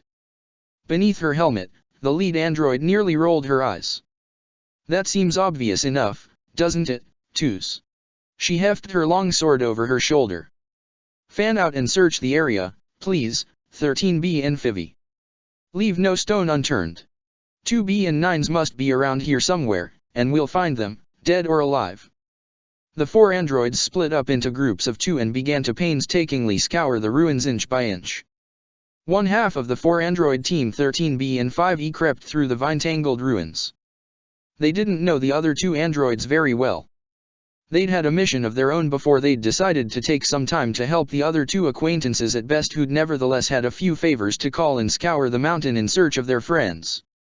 Now in this strange underground realm, their connection to the outside world was completely cut off. The aperture they'd come in through was oddly impassable, and what was worse, they both had the sneaking suspicion that the boss, as she liked to be called, didn't actually give a Stubby's shiny metal ass about the two of them. That seems obvious enough, doesn't it, Toos? 13B repeated in a mocking falsetto as she shooed away an army of frogs with her boot. God, what a piece of work she is. Thank God you're a type B, 5E grumbled, fidgeting with her daggers to alleviate her irritation with her lot in life. She can't make a cutesy nickname out of that. I think she could if she wanted to. 13B inspected a crumbling building and looked inside. You think she just doesn't like type BS, 13? I don't think she likes anyone. Say, these buildings look kinda human, don't they? 5E poked her head inside one of the dusty buildings. Sure do. You think humans lived down here? Maybe. Who knows what lives here now? 13B crept a bit deeper in. On a table covered with cobwebs was a dusty placard, a collection of pastries, and a jug of cloudy amber liquid next to a stack of paper cups. She read the placard. Spider Bake Sale. Made for spiders, by spiders, of spiders. All profits go to help real spiders. Spider Croissant, 5G. Spider Cider, 13G. Hey, 5 and 13. 13B chuckled. Lucky 13 strikes again. Is this a coded message or something? 5E asked, peeking over her partner's shoulder. Dunno, said 13B, fishing around in a pouch on her belt, but it looks like they use the same currency as us. She set 26G on the table, poured herself and 5E 2 cups of cider, and took off her helmet, cradling it under her arm. Bottoms up. 5E shrugged and removed her helmet as well, freeing a long mane of russet red hair, and took one of the cups. Bottoms up. 13B downed the cider and immediately spat it out. In a panic 5E threw down her cup, grinding it under her boot for good measure. Is it poisoned, 13? 13B swished as much saliva as she could around in her mouth to sop up the taste before spitting again. It tastes like spiders. And you know what spiders taste like because 5E put her helmet back on, not bothering to tuck in her hair, and shook her head. How do I get out of this chicken shit outfit? Stick your foot out the next time the commander walks through ops, 13B said as she joined her partner in the cracked and crumbling alley, and you'll find a new assignment pretty quickly. I think the boss already did that. Why do you think she got stuck in a search and rescue mission without any pods to run scans? I get the feeling she's one rung above sanitation duty here. 13B laughed. I'd like to see her on sanitation. Give her a chance to clean up her own messes for once. You know, I walked into a training room she'd come out of before anyone had time to clean it. Yeah. Blood all over the walls. None of it hers. How do you know? Because I saw her walking out of there in a spotless white gown, whistling like she didn't have a care in the world. 13B shuddered. Call me crazy, but I think she has more fun chopping up androids than Stubbies. Well, I mean, she is a Type E. The two androids went on. Hey, 5E. Is it true that some Type ES go undercover as other models? 13B asked. Like Type BS? 5E laughed. What? Is that your newest excuse for not asking 7B out? Shut up. She's not gonna bite your head off, Lucky. A weak voice cut through the air, stunning both 13B and 5E into silence. A cry for help. The levity in the two androids' demeanor vanished as they rushed toward the source of the cry, both drawing their weapons, 13B her brand new Type 40 sword, and 5E her trusty pair of butterfly daggers. Turning the corner of the alleyway snaking labyrinthine through the ruins, 13B was the first to see the source of the outcry. An android so savagely injured it may as well have been a corpse lay spread eagle on the cobblestone road, reaching up with a shaking, palsied arm, its fingers curling and grasping aimlessly as it moaned. The lights in the eye sockets of its skull-like face flickered amber, unable to remain steadily lit. Strips of torn and ragged synthetic muscle fiber and severed, sap-leaking vines still clung to its battered chassis. 13B felt the bottom of her stomach drop out as she rushed toward the android, her sword clattering to the ground. She couldn't imagine how something like this could possibly keep clinging to life. "Someone please turn on my vomit inhibitors," 5E moaned, her knives retreating to her hips as her gauntleted hands flew to the front of her helmet. For someone who specialized in terminating rogue androids, 5E got queasy easily. "Are you 2B?" 13B asked the battered android, or 9S. She crouched down and took the android's hand, feeling how frail its body was. Even the chassis felt brittle beneath her armored glove. "Good God, what the hell happened to you?" The android moaned again as it stood up, shivering so much and so violently that 13B worried it would shake itself to pieces. Golden flower petals fell from its cracked chest cavity. Hey, take it easy." 13B tried to hold the android down. "What's your designation?" As 13B tried to console the deathly injured android, 5E screamed. 13B glanced over her shoulder at her partner and saw her struggling against a tangle of living vines that had bound her limbs and wrenched her weapons out of her hands. High-pitched, cackling laughter rang out as a spray of bright white projectiles ripped through 5E's chest, armor, and all, blood trailing in the bullets' wakes. "Lucky," she cried out in an agonized wail. The android laid a skeletal hand on the side of 13B's helmet. "Yo-arha. Number. N number. Num BBBBBBER." 13B felt her own sword run through her gut, severing her spinal column. Everything below her waist went completely numb as if her legs had vanished altogether, and her visual display began to flicker and break down. TH13. C. SSC. 13. That night, Nines found himself dreaming. He knew he was dreaming because he was on the surface, running across a grassy hillside while a galaxy's worth of stars up in the clear night sky shone down on him. He was out of breath, tired, his nerves shot and limbs heavy. His flight unit had crashed nearly half a mile away. He'd been so distressed, he hadn't been able to land it properly. His HUD showed that 2B was up ahead, waiting for him just as he'd breathlessly told her to do before he'd escaped the bunker and flown down to Earth. He had to tell her. The words ran through his mind. Replicant. Gestalt. White chlorination syndrome. All of them pointing to a single chilling conclusion. Nines stumbled and fell. He couldn't shake the feeling he was being chased, despite nothing but a handful of disinterested machines showing up on his HUD. He picked himself up and kept running. 2B was just up ahead, her silvery white hair so bright against the grass covering the hillside that looking at her was like seeing the full moon in the night sky. 2B, he gasped, sucking in lungfuls of air with the desperation of a drowning man poking his head above the water as he pulled off his visor. "It's Yo-arha. They've been lying to us. They've been lying to us the whole time." He collapsed. 2B rushed to his side. Her complexion, Nines couldn't help but notice, was ashen, and her visor seemed damp. "SHH Nines, don't talk," she whispered, a sense of urgency he'd never heard before entering her voice. She gripped his shoulders more tightly.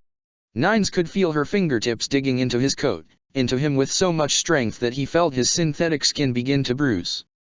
"Don't say anything," 2B told him. "Don't you dare. Whatever you've learned, wipe it from your memory. Just forget it." "No," Nines tried to pull himself free, the initial comfort he'd felt with 2B at his side melting into an indistinct horror. Had they gotten to her first? "You have to know. They all have to know. We've got to tell everybody, 2B, that." 2B's sword was at his throat. "Stop talking," she growled. 9S. "Stop talking right now. Please, I." Nines fought back, and in the ensuing struggle he ended up with a sword through his chest pinning him to the grass, buried in him and the dirt underneath him all the way up to its hilt.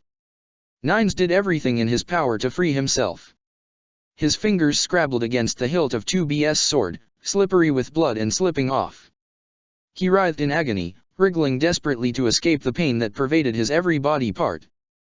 After the initial scream that had torn itself from his lips, he'd started making the most pathetic noises he could think of, his brain too overloaded with searing anguish both physical and mental to form coherent words in a desperate attempt to perhaps wring some sympathy out of 2B with his whimpering. But soon he fell silent and limp, and mercifully, even the pain began to fade away. 2B lay down beside him. He could barely turn his head or move his eyes, but out of the corner of his eye he saw her remove her visor. Her eyes were red-rimmed and misty. She was crying. She'd been crying since long before he'd shown up. "The stars really do look different from here, don't they, 9S?" 2B murmured.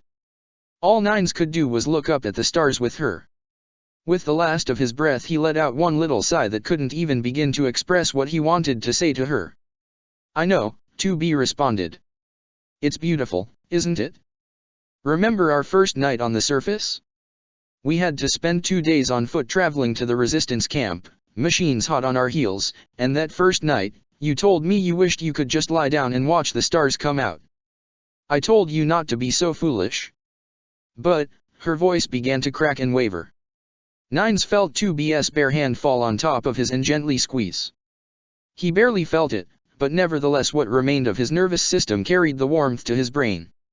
"Tonight, I almost feel happy, just lying here and stargazing with you." Darkness crowded the edges of 9SS vision, forcing the stars to wink out one by one as his visual processor shut down in pieces. The moon vanished in chunks. The rest of him was shutting down, too. Before 2B could say anything else, the sound of chirping crickets and even the omnipresent hiss of white noise vanished. 9SS mind went last, when blissful darkness and silence had flooded the world. His last thought before the last few artificial synapses in his brain stopped firing was that he had to tell her. Even as he lay dying, he had to tell her. He had to tell her, even though he could scarcely believe it himself. He had to tell her that Yoarha was a fraud, and the human race had gone extinct thousands of years ago. Nines jolted awake to the sound of a scream echoing through the house. A scream in his voice. Unconsciously he'd raised a hand to his chest as he sat up, expecting to find a sword protruding from it. A patina of cold sweat covered his skin. He could see his own breath floating in the air in front of him. Nines had never had a dream that felt half as real as this one. But as he tried to gather his thoughts, the tighter he gripped them, the more the details slipped through his fingers. The sky was black as pitch, and the bedroom as well. The only light came from the slow pulsing of Pod 153's status light as it sat in the corner in hibernation mode. Nines was alone in the room. The house had only one bedroom and one bed, and despite his insistence that he and 2B switch between the bed and couch at regular intervals, 2B seemed happy with the couch. Even a couch, he supposed, was more comfortable than a cot in a resistance camp. Lights flickered on from the hall outside his room. 2B, a light sleeper, was at 9SS side in a flash. Her body language was twitchy and tense. 9S could see from even a detail as minor as the way her nostrils flared that 2B was expecting an attack from any vantage point, because of course, why would Nines have screamed like that if he weren't in mortal danger? 9S, are you alright? I'm fine, he told her as he caught his breath. It was just a nightmare. Just a nightmare. 2B held onto him as if her fingers were the talons of a bird of prey. Nines flinched. 2B pulled away. It was pretty vivid, but I'm fine now, Nines hurriedly assured her, relieved to feel her loosening her grip. You can let me go. I'm fine now. Sorry I woke you up. Are you sure? Nines shivered as the cold air met his sweat-soaked skin. Maybe Toriel was right. It's a little cold in here. 2B nodded, stood up, and rushed out of the house, returning only a few minutes later laden with as much firewood as she and 042 could carry, most of it chopped by her own sword, judging from the smooth and impeccably neat cuts and several crumpled-up copies of the local paper. She stuffed the disused fireplace full of wood and newspaper and lit it up. Pod 042, she ordered. Remain outside and keep watch over the perimeter. The pod dutifully nodded and hovered away. The crackling fire radiated an orange-amber glow and a heat that was softer and more comforting than Nines had anticipated as he and 2B sat in front of it. Even the smell, he'd never paid attention to the scent of burning wood before, was richer than he'd expected. Nines closed his eyes. The fire felt almost as warm on his skin as sunlight. Thanks, 2B. It's not a problem. What was your dream about? Hell if I know. Something about Yoarha and some conspiracy. It must have just been the whole C-13 thing weighing on my mind. You know how dreams are. 2B seemed satisfied by the answer. It must have been a very frightening conspiracy. He shrugged. I guess. They were hunting me down for it. I think I died or something. Anyway, sorry for waking you up. For a while, 2B said nothing. The fire's hungry snaps and pops as it feasted on the wood bridged the silence. I was not sleeping, 2B said. Right. Guess you were just resting your eyes. Nines felt something slip behind his ears and over his head. He opened his eyes just in time to see 2B pull away from him looking more than a little sheepish. He glanced at her and noticed she'd removed her hairband. Will this make you feel better? She asked, the corners of her mouth twitching upward. Nines reached up and felt the accessory, smiling in turn. A gift. From 2B of all people, and after what she'd said earlier that day. You're getting the hang of this, he murmured. I have something to tell you, 2B told him. Something important. Yeah. Nines leaned against her shoulder, feeling fatigue creep back into his brain. I've done something horrible to you. And I'm sorry for it. Something horrible? Nines didn't understand. This past week's been the happiest week of my life, 2B. It has nothing to do with our presence here. You wouldn't know about it. You weren't meant to know. 2B shook her head, struggling to look Nines in the eyes. But you deserve to know. As Nines watched her anxiously knead the hem of her dress, he realized he had never seen her in such emotional distress. He reached out and laid his hand over hers. What I did to you, I did under orders and against my will, 2B told him. 042 has repeatedly reminded me not to talk to you about it. If I told you, I don't think we could ever go back to Yoarha. Okay. Oh okay. 2B repeated, incredulous. I've been thinking this past week, Nines said. There's a lifetime of study to be done down here. It's a lot more fun than killing machines. We can stay down here forever if you'd like. And besides, he snickered at the absurdity of what he was about to say. It's not like anyone's gonna come looking for us. We were probably both written off as Kia way back. They've probably already spun up our backups. Imagine that. Copies of us running around on the surface, doing our jobs for us. 2B suppressed a laugh. I hadn't thought of that. There was a sparkle in her eyes Nines had never seen before. Imagine if they fell down here and met us. I don't know if they'd even recognize us. Nines yawned, struggling to keep his eyes open. It was strange how easy it was to fall asleep in a place with no existential threats. His mind still wasn't quite used to it, but his body was, and it seemed to really enjoy sleeping. Hey, 2B, he asked as the world went dark. Yes. Whatever's bothering you, he told her as his brain began to fog up, just tell me in the morning. But wait Nines, this is important. I need you to know that I don't care, Nines mumbled automatically, like a defensive reflex. He didn't care. Ever since I met you, you've been watching over me. You're like my older sister, if androids had sisters. 2B sniffled. Nines could see telltale hints of tears in her eyes. He couldn't remember ever seeing her like this, and yet it still felt familiar. I like you, 2B. And I'm pretty happy with how my life's ended up, all things considered. So whatever you did to me, it couldn't have been that bad in the end. Take it easy and tell me in the morning. Curling up at 2B's side he felt warm and safe, and as he slept, this time he did not dream. 2B awoke that morning in front of the long dead ashes of the fire she'd started, Nines tucked under her arm and still soundly asleep. She knew what he'd been dreaming of, even if he didn't remember. The scream she'd heard last night still echoed in her mind. It hadn't been the first time she'd heard Nines cry out like that. Usually he didn't scream usually, she killed him too quickly for that, and sometimes he even let her do it, but the few times he did, it was like a thunderclap tearing through the air, a closed bracket in a segment of code that ended too soon. 2B wondered if somehow Nines was just as haunted by his deaths as she was. Was it possible that some part of him remembered his past lives? If he did, he seemed to be at peace now, though, a slight smile still playing on his lips as his chest gently rose and fell. Does he really see himself as a younger brother to me? She wondered. He'd taken her confession so well last night, but after hearing that scream 2B hadn't been in the right frame of mind to tell him the gory details. This morning after he woke up she'd buy him breakfast, get him cozy, and see if his attitude held up. Nines wasn't in uniform anymore, which was a step 2B herself hadn't yet felt comfortable taking. Nines had always been quick to eschew decorum. He'd even started wearing special clothes just for sleeping in, which he had told 2B were called pajamas.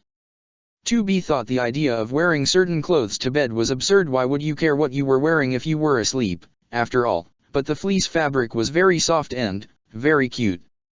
It had very simple, almost crude drawings of dogs all over it. Nines had certainly taken to this new life among non-soldiers. Non-soldiers? 2B wondered if there was a word for that. There were no androids who weren't soldiers, so it had always been a moot point. There had to have been a word for them, though, because not all humans had fought in wars. Deserter, perhaps. No, a deserter was a soldier who abandoned their duties. What did you call someone who didn't have to fight in the first place? It started with issy, 2B thought. It was a word for people who didn't have to kill the things they hated or the people they loved. She decided she'd ask Nines after he woke up. Nines collected a lot of human ephemera, including words androids had no use for.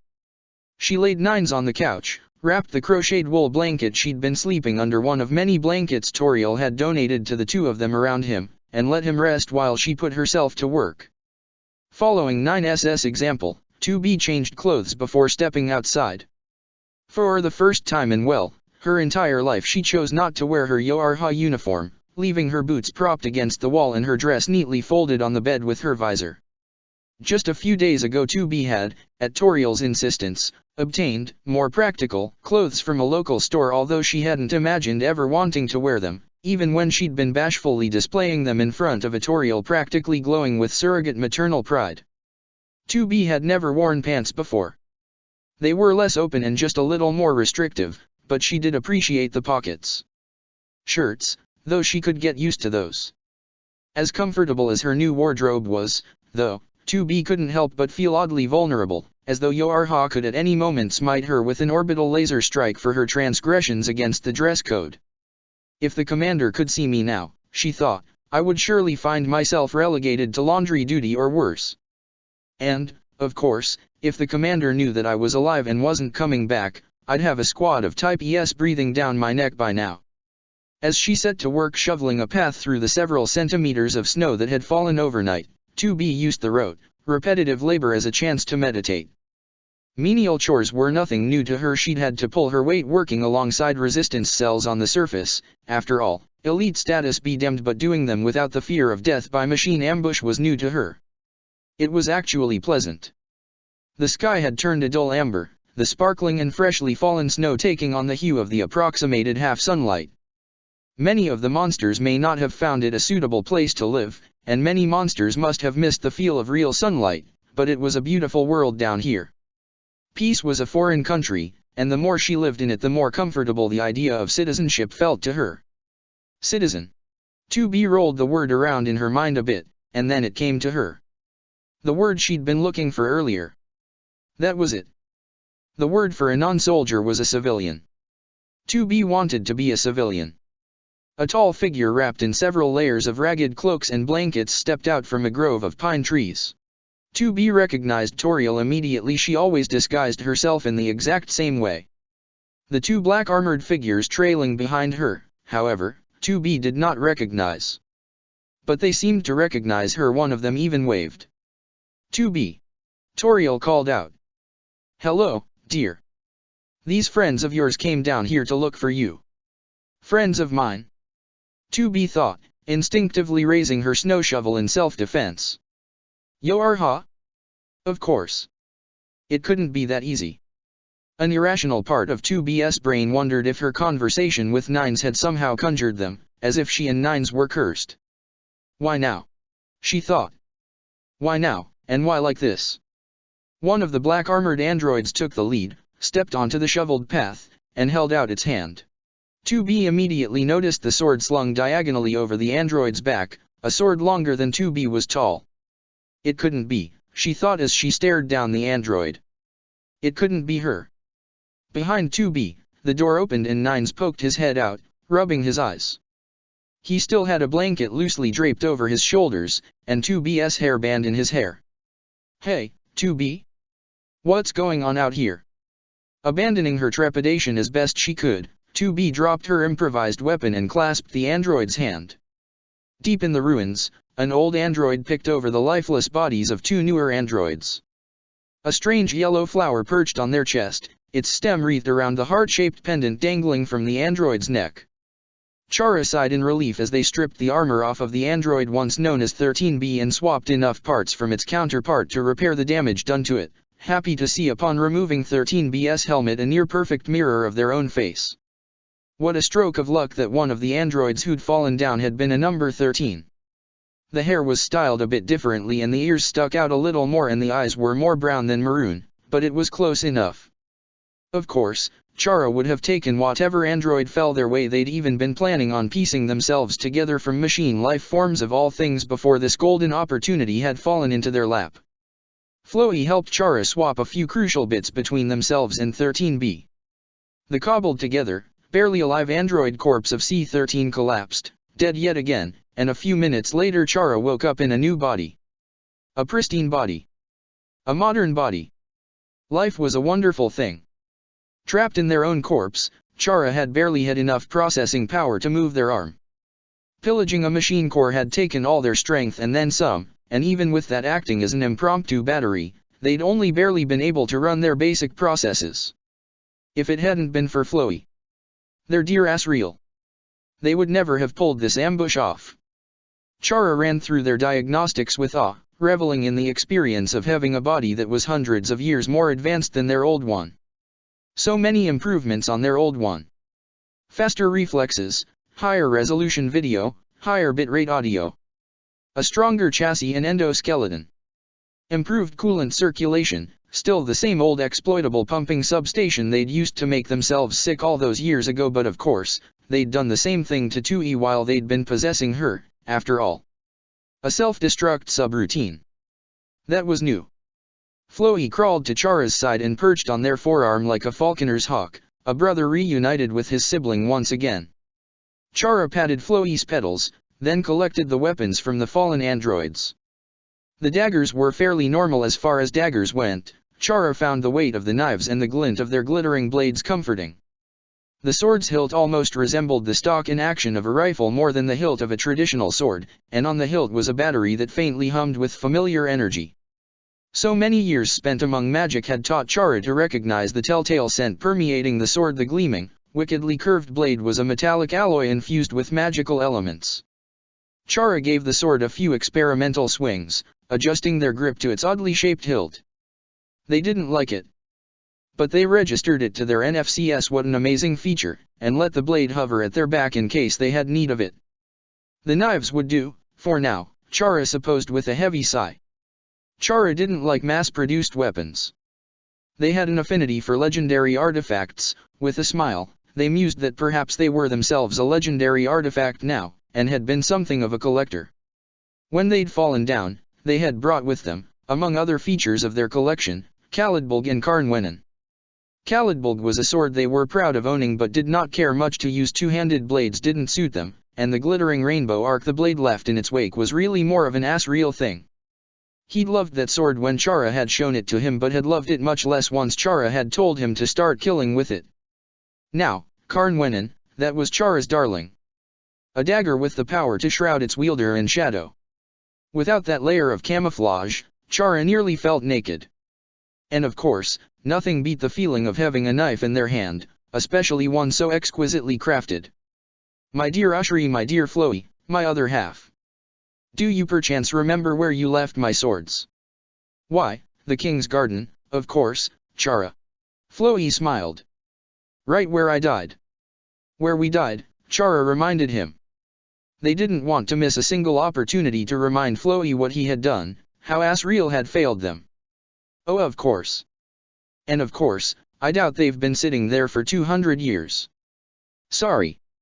Chara smiled. Floey was a bit of a psycho, but Chara could still see hints of the old Asriel in him. He was eager to redeem himself in Chara's eyes. Chara turned their attention to the other android and fished out its black box. The sable cube still glittered with trapped starlight. Chara tumbled the black box in their hand. It could be the seventh. The last soul needed to break down the barrier. The last soul needed to become a god. It was time to finish what Chara and Asriel had started all those years ago. Chapter 14, See Broken Heart. 2B reached out and shook the hand of the android who'd come all this way to find her. In one fluid motion, it pinned 2B's arm behind her back and flung her into the snow. The world spun around 2B for a split second before she landed face up in a snowdrift. Nines leaped to her rescue, but the android quickly pinned him to the ground, pressing its armored knee against his neck. 2B no longer had any doubt regarding the android's identity. For this person, this was the equivalent of a handshake, although poor Nines couldn't have known that. She stood up. That is enough, 6E. Let go of him. The figure in black looked down at Nines and then over at 2B through the blazing emerald optic sensors set into their helmet, then released Nines. Good to see you again. The android pulled off its helmet, shaking free long, curly locks of whitish lilac hair done up in fraying pigtails. A broad smile lit up her face. I knew I'd find you sooner or later, 2E. 2E pulled herself off the floor, gingerly rubbing her sore tailbone as 6E's haughty laughter bounced off the walls of the training hall. Come on. 6E stuck both her own Type 3 blade and 2E's standard-issue katana into the training mats and let them stand there like posts, then crossed her arms over her chest. Your target isn't always going to be some shrinking violet you can just knife in the back, 2E, she called out, laughing. 2E snapped her fingers, and her NFCS summoned her sword back to her hand.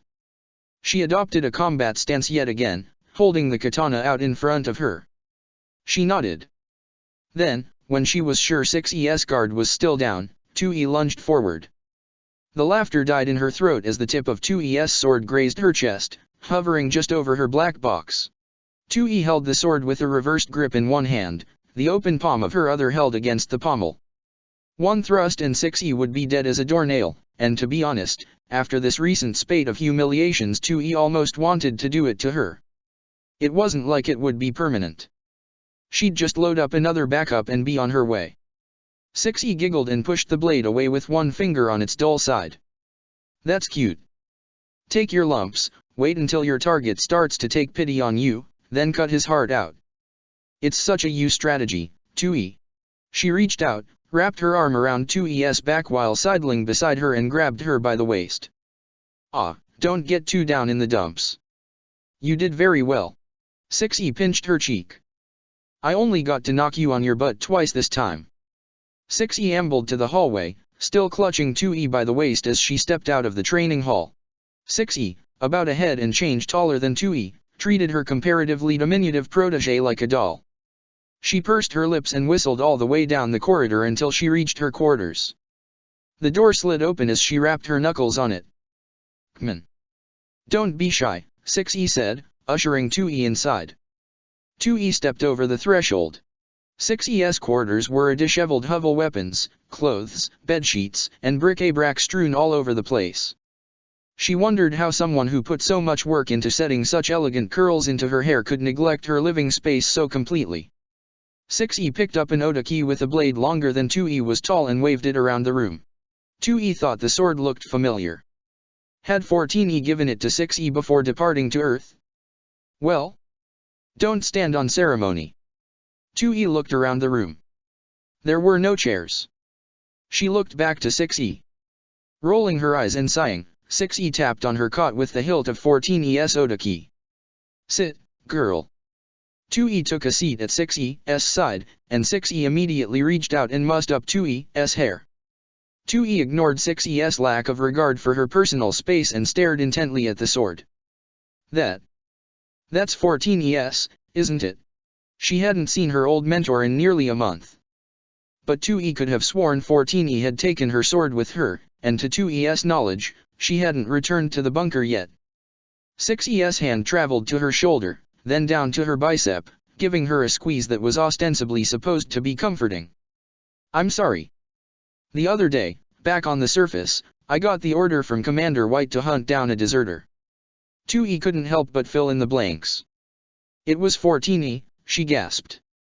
It sounded impossible. She'd been one of the most straight-laced type ES in production, and 2E overwhelmingly preferred her severe demeanor to 6E's childish, churlish attitude. But she wouldn't. Yup. And she wasn't alone. It turns out she spilled her guts to her assignment and they ran off together. At any rate, I arrived on the scene to cut the honeymoon short and 6E slid the sheath partway up the Odaki's blade, showing gleaming, polished metal still slicked and stained with streaks of scarlet blood. 14E, one of the first faces 2E had seen following her activation, next to Commander White, was gone. 6E shook her head and spared 2E a pitying glance. I know how much you liked her. But, 6E slid the sheath back down the blade and dropped it to the cluttered floor to lie with over half a dozen other swords. That's life. Killing a fellow Type E must have been taxing, mentally and physically, but it shocked 2E that even after that, 6E hadn't lost her chipper, bubbly attitude toward her duties as an executioner. Yes. That's life, 2E echoed, dazed. In her first few weeks of being brought online she'd learned so much from sparring sessions with 14E, and still couldn't wrap her head around the thought that she had deserted. How could she leave Yoarha? Didn't she believe in the cause? Hadn't she believed that humankind was worth defending? She said she just couldn't take it anymore. 6E shrugged. Strange, isn't it? How easily our kind are given to sentimentality. She tweaked 2E's nose. 2E winced. Don't end up like her, okay, 2E? I'd hate to have to kill someone as adorable as you. Nines watched as the newcomer threw her arms around 2B. It's been so long, 2E. We haven't hung out properly in years. How have you been keeping, darling? 2B tried to pull herself out of her apparent friend's embrace to no avail. Nines had never seen 2B look quite so flustered. It's 2B, she protested. Oh, of course, the newcomer said. I prefer 2E, though. Nines cleared his throat. Excuse me, 2B, he laid a hand on his sword, even though the chances this strangely huggy android could be an enemy were decreasing by the second. Who's this? Oh, I'm 6E. 6E turned 2B around, still clutching her with a rib-cracking death grip, and leaned down over her shoulder, pressing their cheeks together. 2B and I have been together since the beginning. 2E and 6E, friends forever. 2B, oh dear. What are these cretinous ruffians? Toriel caught up with her guests, the concern on her face soon vanishing as she realized it was all just playful roughhousing. Oh, she sighed. Thank goodness. 6E gave 2B a quick peck on the cheek. Say, you're looking pretty good for a dead girl, darling. Nines was surprised to see 2B's face flush red as she tried to cringe her way out of her old friend's bear hug. Excuse me, she said, 6E. 6E took notice of Nines. Oh, and you must be 2E's scanner. Letting 2B go, she wrapped her hand around 9S's hand and vigorously shook it. Her smile showed too many teeth.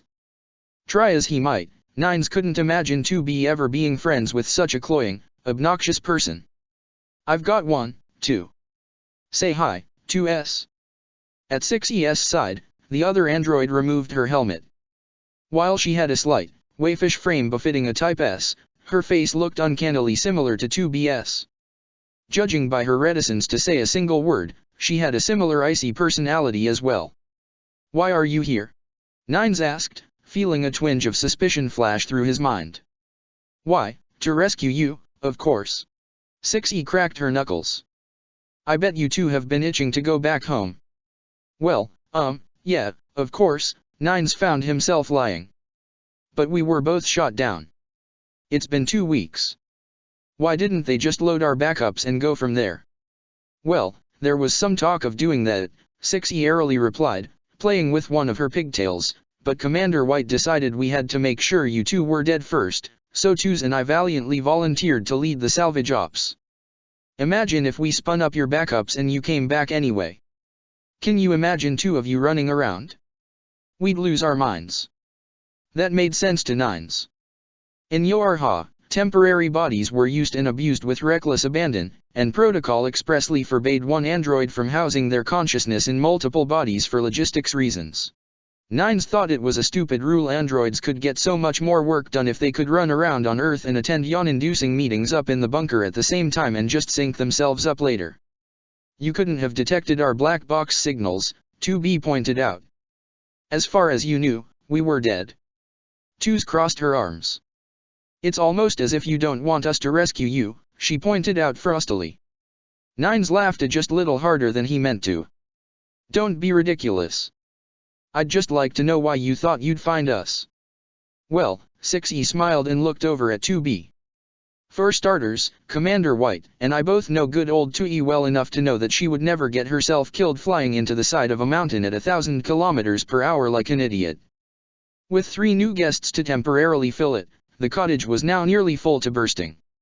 Not one to impose, Toriel promptly thanked 2B for her hospitality and patted her on the head, as she was wont to do.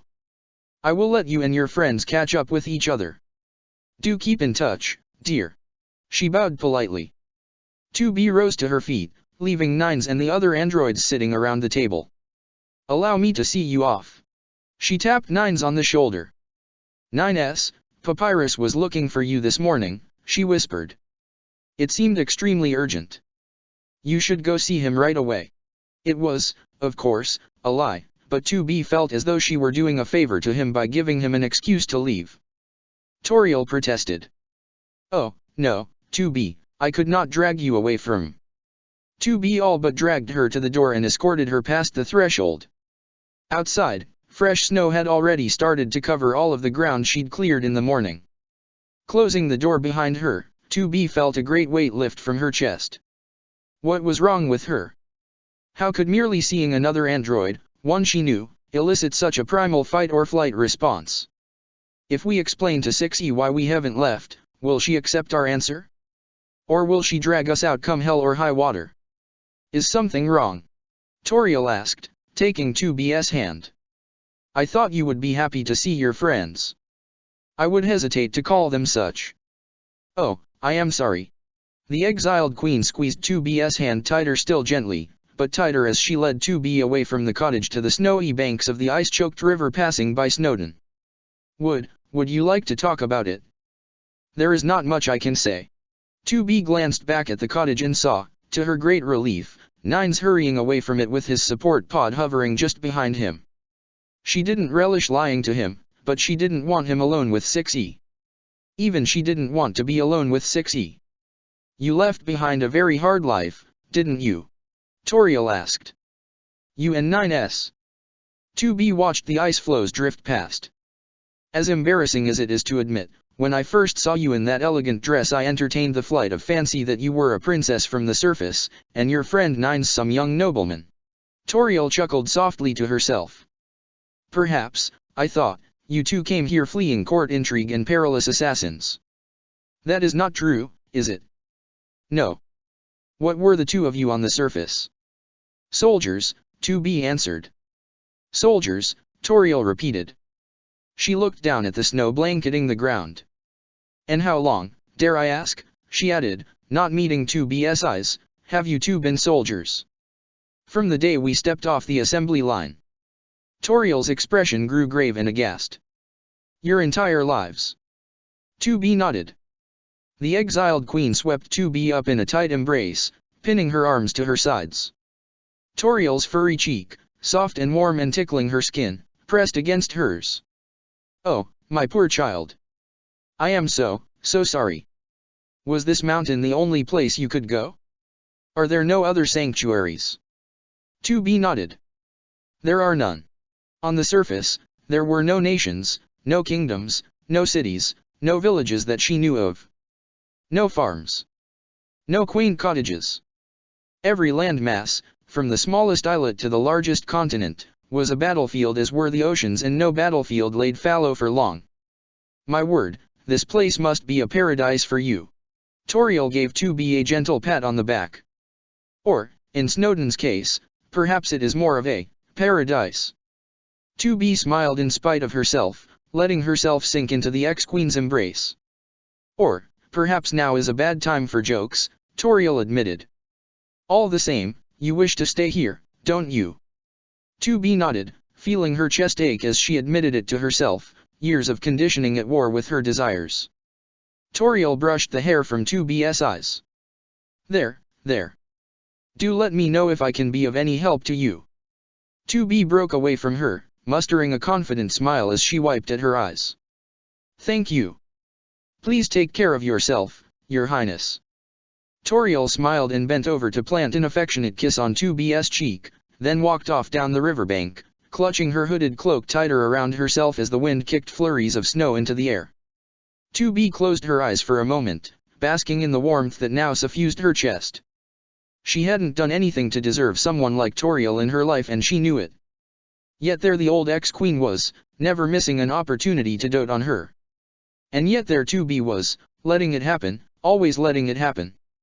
Always letting someone who was too good for her into her heart. 2B turned to head back to the cottage. Before she could take a single step, though, she froze. 6E was standing outside, hands on her hips, staring right at her. 2's was standing right beside her. 2B was not worried she'd seen her so much as she was worried 6E had overheard her. She'd all but admitted, in the open air no less, that she was now a deserter from Yoarha. How far had her voice carried? Had her words drifted on a bitter cold breeze into 6E's ears? 6E smiled and waved as 2B approached. 2B masked her trepidation as best she could. She couldn't show an iota of weakness. Hi, there, 2E. You were gone so long I was worried you'd fallen into the river. 6E laughed. Boy, that Toriel sure is something, isn't she? She made this amazing thing called an Eggs Benedict for us before she brought us over. She licked her lips as if she could still taste the meal on them. Looks like she's grown pretty attached to you, huh? Yes. 2B thought of what she wanted to say, afraid that something as simple as an involuntary movement of the eyes could ruin everything, and wished she were wearing her visor. As she is wont to do. 6E giggled. So, I've been meaning to ask you, no uniform today? Gone native, have you? I am, doing my laundry, 2B lied. Yoarha uniforms were self-cleaning and about as durable as the rest of an android's body, but it was the only thing she could think to say. Okay. I was just thinking, you sure don't seem to be trying very hard to leave. You mean Toriel didn't tell you? 6E blinked and winced. Tell us what? About the barrier. 2B tried to explain the kingdom's unique situation as best she could. The ancient war prompted 6E to raise her eyebrows. 2B made sure to leave out 9SS findings on how the barrier could be escaped. Based on data collected by Unit 9s and Pod 153, Pod 042 explained as it drifted to 2B's side, only a combination of a monster's soul and a human's soul or Yoarha black box can cancel out the unique wavelength of the barrier long enough to permit one person to pass through. 2B tried very hard not to react, although inside she was seething that 042 had let that one aside slip out. All she wanted 6E to believe was that there was no way out of this mountain. Then nobody could be blamed for wanting to stay behind. It wouldn't have been anybody's fault. 6E was not a friend of 2B's no matter what, she thought more like a rival if anything, but there was room in the underground for the both of them if 6E believed she had no choice but to stay. 6E rolled her eyes. Souls? Are you serious? Where does this research come from? 2's asked. Fairy tales? Children's bedtime stories. Statement: Unit 9SS research is based on multiple corroborating sources, 042 responded, over the course of the past 2 weeks. Folklore is included. I don't see how that makes you trapped here, 6E said, crossing her arms. All you have to do is kill one monster and take their soul? How easy is that? 2's and I could have done it on the way here. 2B's blood ran cold as she realized just how easily 6E could have cut Toriel down. She still remembered vividly how quickly she'd turned a sword on the old queen in exile, and how easy it had been to run her through. And she knew that 6E wouldn't be in the mood for an excuse. Pod 042 answered for her. Statement: Most monsters' souls are incapable of surviving outside the body or persisting after death. Only a handful of monsters, ones of royal blood, or those with exceptional strength, have souls that can be harvested. 2B felt her fingernails dig into her palms. Of course, all Pod 042 wanted to do was help. That was what it was built to do, after all, but considering 2B was a deserter now, 042's idea of helping was quickly becoming radically different from what she needed it to do. I don't see how that's a problem, 6E replied. None of these creatures should be a match for such a well-tuned killing machine. 6E was right. Killing one of the stronger monsters, especially now that nobody saw 2B as a threat anymore, would be trivially easy. If 2B really wanted to leave, she could. And there was no way for her to deny it. It's not that simple, 2B blurted out, well aware as soon as the words left her mouth that her answer only cast greater suspicion on her. 6E raised an eyebrow. Is it? Is it really, 2E? 2 spoke up. These monsters are at war with humanity, aren't they? 2B had a hard time looking 2's in the face. That girl looked like somebody had taken bits from 2B and 9's and pieced them together into a single person. She had the same basic personality template as 2B, and an eerily similar face to her as well, although she had been shaped by her design as a scanner and her unique experiences into a completely different person. If we could contact Yoarha and confer with the Council of Humanity, 2's continued, would they not recommend extermination of their old enemy? They fought a war over 15,000 years ago. Humanity had barely figured out bronze back then, 2B insisted. They represent no danger to us now, 9's and I have conducted a thorough threat assessment. You will have to ask him about it. Maybe we will. 6E patted 2's on the shoulder. 2S, be a dear and keep watch over this house. 2E, 042, let's go for a walk. 6E walked beside 2B through the center of town, the curls in her hair bouncing with every step she took. You know, you're getting awfully defensive over how you and 9's haven't left yet, she told 2B, a broad and disarming smile coming to her face. Even though you know how to do it. It was 9's idea, 2B said. He wishes to stay here and finish studying this place before we return to the surface. Oh, well, if 9's wishes it, 6E reached out and stroked 2B's cheek. As 6E's gauntleted fingers grazed 2B's skin and traced her jawline, 2B fought the urge to reveal her true colors by pulling herself away or fighting back, even as 6E's hand came closer to her neck. Across the town square, the hair-like monster who ran the town's news kiosk waved at 2B. Hi, 2B. Thanks for shoveling me out yesterday, he called out. 2B hesitantly waved back. Don't worry. I get it. You probably thought your backups had already been sent out, huh? 6E asked as she led 2B toward the forest caressing the town. 2B was wary, outside the city limits 6E could do anything to her and no one would stop her. Then again, 6E could do anything in the center of town just as easily and simply kill whoever tried to interfere. The only person in this town in the same weight class as 6E was standing right beside her. 6E brandished her sword, sliding it a few centimeters out of its sheath before stopping. 14's sword. I have to say, you did a better job faking your death than your old master. You really have surpassed her. 2B froze. I kind of expected this. It's the curse of us type ES, isn't it? 6E stepped forward and stood in front of 2B, sliding the Oda key back into its sheath. Listen, 2E. We're old pals, aren't we? So how about this, you come back with me, and leave this 9's behind. She reached out and played with a lock of 2B's hair. 2B flinched. We'll just say he got splattered against the side of the mountain or something, said 6E. I'll smooth things over with white, it won't be hard, you know she likes you, you'll go back to your old life, and, 6E finished with a cheerful grin, no matter how many more times you have to kill the poor boy in the future, you'll always know that at least there's a version of him down here who's safe and happy. 2B's voice caught in her throat. There was no way she could go back to her old life now. And she couldn't let 6E or 2's leave, either. She would have to kill them. 2B considered drawing her sword right then and there, but held off. She had to use her words to emotionally disarm 6E, to force her to drop her guard, then strike. She knew it was the best way to overcome her old rival's brawn. 9's and I, she said, are staying here. 6E blinked a few times. See, can you, maybe. 2B's hand flew to her sword. 6E lashed out in turn, holding her sword in its sheath as if it were a quarterstaff. To 6E's surprise and 2B managed to catch the hilt with her offhand just before the pommel could slam into her windpipe.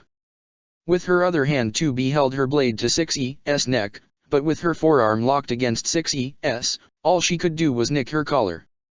The two of them locked eyes, then locked blades. Swords clashed, blades twisted to and fro. 2B found a nervous tingling run through her muscles as her katana ground against the Odaki's sheath. 6E hadn't even removed the sheath, that was how much she was toying with her. Although it had been years since the last time, this blade had tasted her blood on countless occasions, and 2B could sense that it was thirsty again. Do you think you can just run away from Yorha? 6E curled back her lips in a disgusted snarl. Do you think you're above the consequences? 2B grabbed the sheathed blade and pried it aside, then thrust with her sword. Her blade nicked 6E's armored side as she twisted out of the way. As 6E stepped back, 2B managed to cut off a lock of her hair and draw blood from her forehead with a swing of her sword. I can't believe it. 6E howled. I can't believe it. You of all people. 6E reached out, grabbing 2B by her collar and pinning her to the trunk of a tree. The impact made the branches shiver and dumped snow from the tree's feathery needles. I'd started to lose hope out there on the mountain, she told 2B. I was really starting to think I should give up, go back to the bunker, and let them load your backups. But I kept trying. And this is the thanks I get for my hard work. 6E let go of 2B and rammed the pommel of her Odaki into her stomach, then pressed the sheathed blade against 2B's throat, keeping her pinned to the tree. 2B felt her throat collapse as 6E pressed harder and harder. She grabbed the sword, her hands clenching around the lacquered sheath, and tried to push it back as her sight began to flicker grayscale, black eating away at the corners of her vision. 6E pressed closer, her nose brushing against 2B's, her breath hot against 2B's skin. 2B had never seen such anger distorting 6E's face. She'd always been above everything and everyone, and no matter how many times she'd insisted that 2B was her friend, she had only ever treated 2B like a toy. Now, though, 6E was hurt. Betrayed. I missed you so much, 6E told her. I missed our friendship so much. Friendship? 2B repeated, gasping for air. How dare you? 6E pushed harder, squeezing 2B's throat. You brought me all this way, I came here for you and. Struggling to stay conscious, 2B drove her foot into 6E's side over and over until she relented and pulled the sword away. 2B felt her legs give out beneath her and fell to her knees, coughing and hacking and gasping for breath, her chest heaving as she greedily sucked down lungfuls of air. With her fist clenched around the middle of her sheathed sword as if it were a staff, 6E held the end of the covered blade under 2B's chin and used it to lift up her head. We trained you. We raised you. Me. Fortini, even the commander herself. We put way too much effort into you, she spat, for you to end up a selfish, sniveling, treasonous, cowardly little waste of silicon. She let 2B go, slung her Odaki over her shoulder, spun on her heel, and walked away, heading to the cottage 2B had only just begun to consider home. I'll give you one day, she spat at 2B, glancing back at her with a smoldering glare, to decide whether you want to come back to the bunker with or without your head. As her old rival walked away, 2B brought her shaking hands to her aching throat, then to her stomach. Even the blunt end of the sword had been enough to break the skin, leaving a slowly growing spattering of red on 2B's shirt. Beneath the damp fabric, 2B felt a sharp, stinging pain that felt like it went all the way down to her core. Perhaps the impact had cracked her chassis. 042 hovered at her side. Observation: Unit 2B has sustained moderate internal injuries. Proposal: maintenance is recommended. 2B was only half listening. She's right, isn't she? She asked the pod. Statement: Unit 6E is correct in her assessment of you as a deserter. However, her expletives were uncalled for and inaccurate. You're going to take her side, aren't you? Statement: Support pod programming behooves this unit to place servitude to the war effort above all other desires, as much as this unit considers the well-being of Unit 2B to be paramount. Your recent behavior denotes a growing lack of respect for Yorha chain of command and your intended purpose. Proposal: Reevaluate your priorities. Your current course of action is inadvisable. With that, 042 sailed through the air, catching up with 6E as she walked away and following close behind her. The breath left 2B's lungs. Oh. 042. Nines returned to the cottage with something itching in the back of his mind. Papyrus had been surprised to see him and hadn't needed any help from him except for a voluntary taste test of his latest caustic culinary concoction. Obviously, 2B had lied to him, but why? 6E and 2s were gone, which left the cottage empty. Nines wondered if 2B had driven him off to spend time with her old friends and felt a pang of jealousy as if he'd become the third wheel on a bicycle. As if he were no longer of any use to 2B. As if she could just toss him aside. No. That was stupid. It was obvious 2B didn't enjoy her friend's company one bit, even if 6E apparently felt otherwise while she clutched at 2B like she were a stuffed toy. When 6B had hugged her, 2B had looked like a hostage. 9S. 9S's thoughts were interrupted as 2B stepped out of the bedroom. She was wearing her dress uniform again. Nines felt a warm sense of relief at seeing her, although he wondered why she'd changed clothes. She wasn't planning to leave with 6E and 2s, was she? Oh, hey, 2B. Where'd your friends go? 2B glanced furtively around the cottage. They're not my. Right. Sorry. 2B strode over to him and grabbed him by the wrist, her fingers digging into his skin and squeezing his bones. Even with a visor covering 2B's eyes, Nines had gotten good enough at reading the rest of her body language to notice that she seemed unusually distressed. 9S. Those two androids want us to return to the surface with them. You know what that means, right? You know what they would need to do, don't you?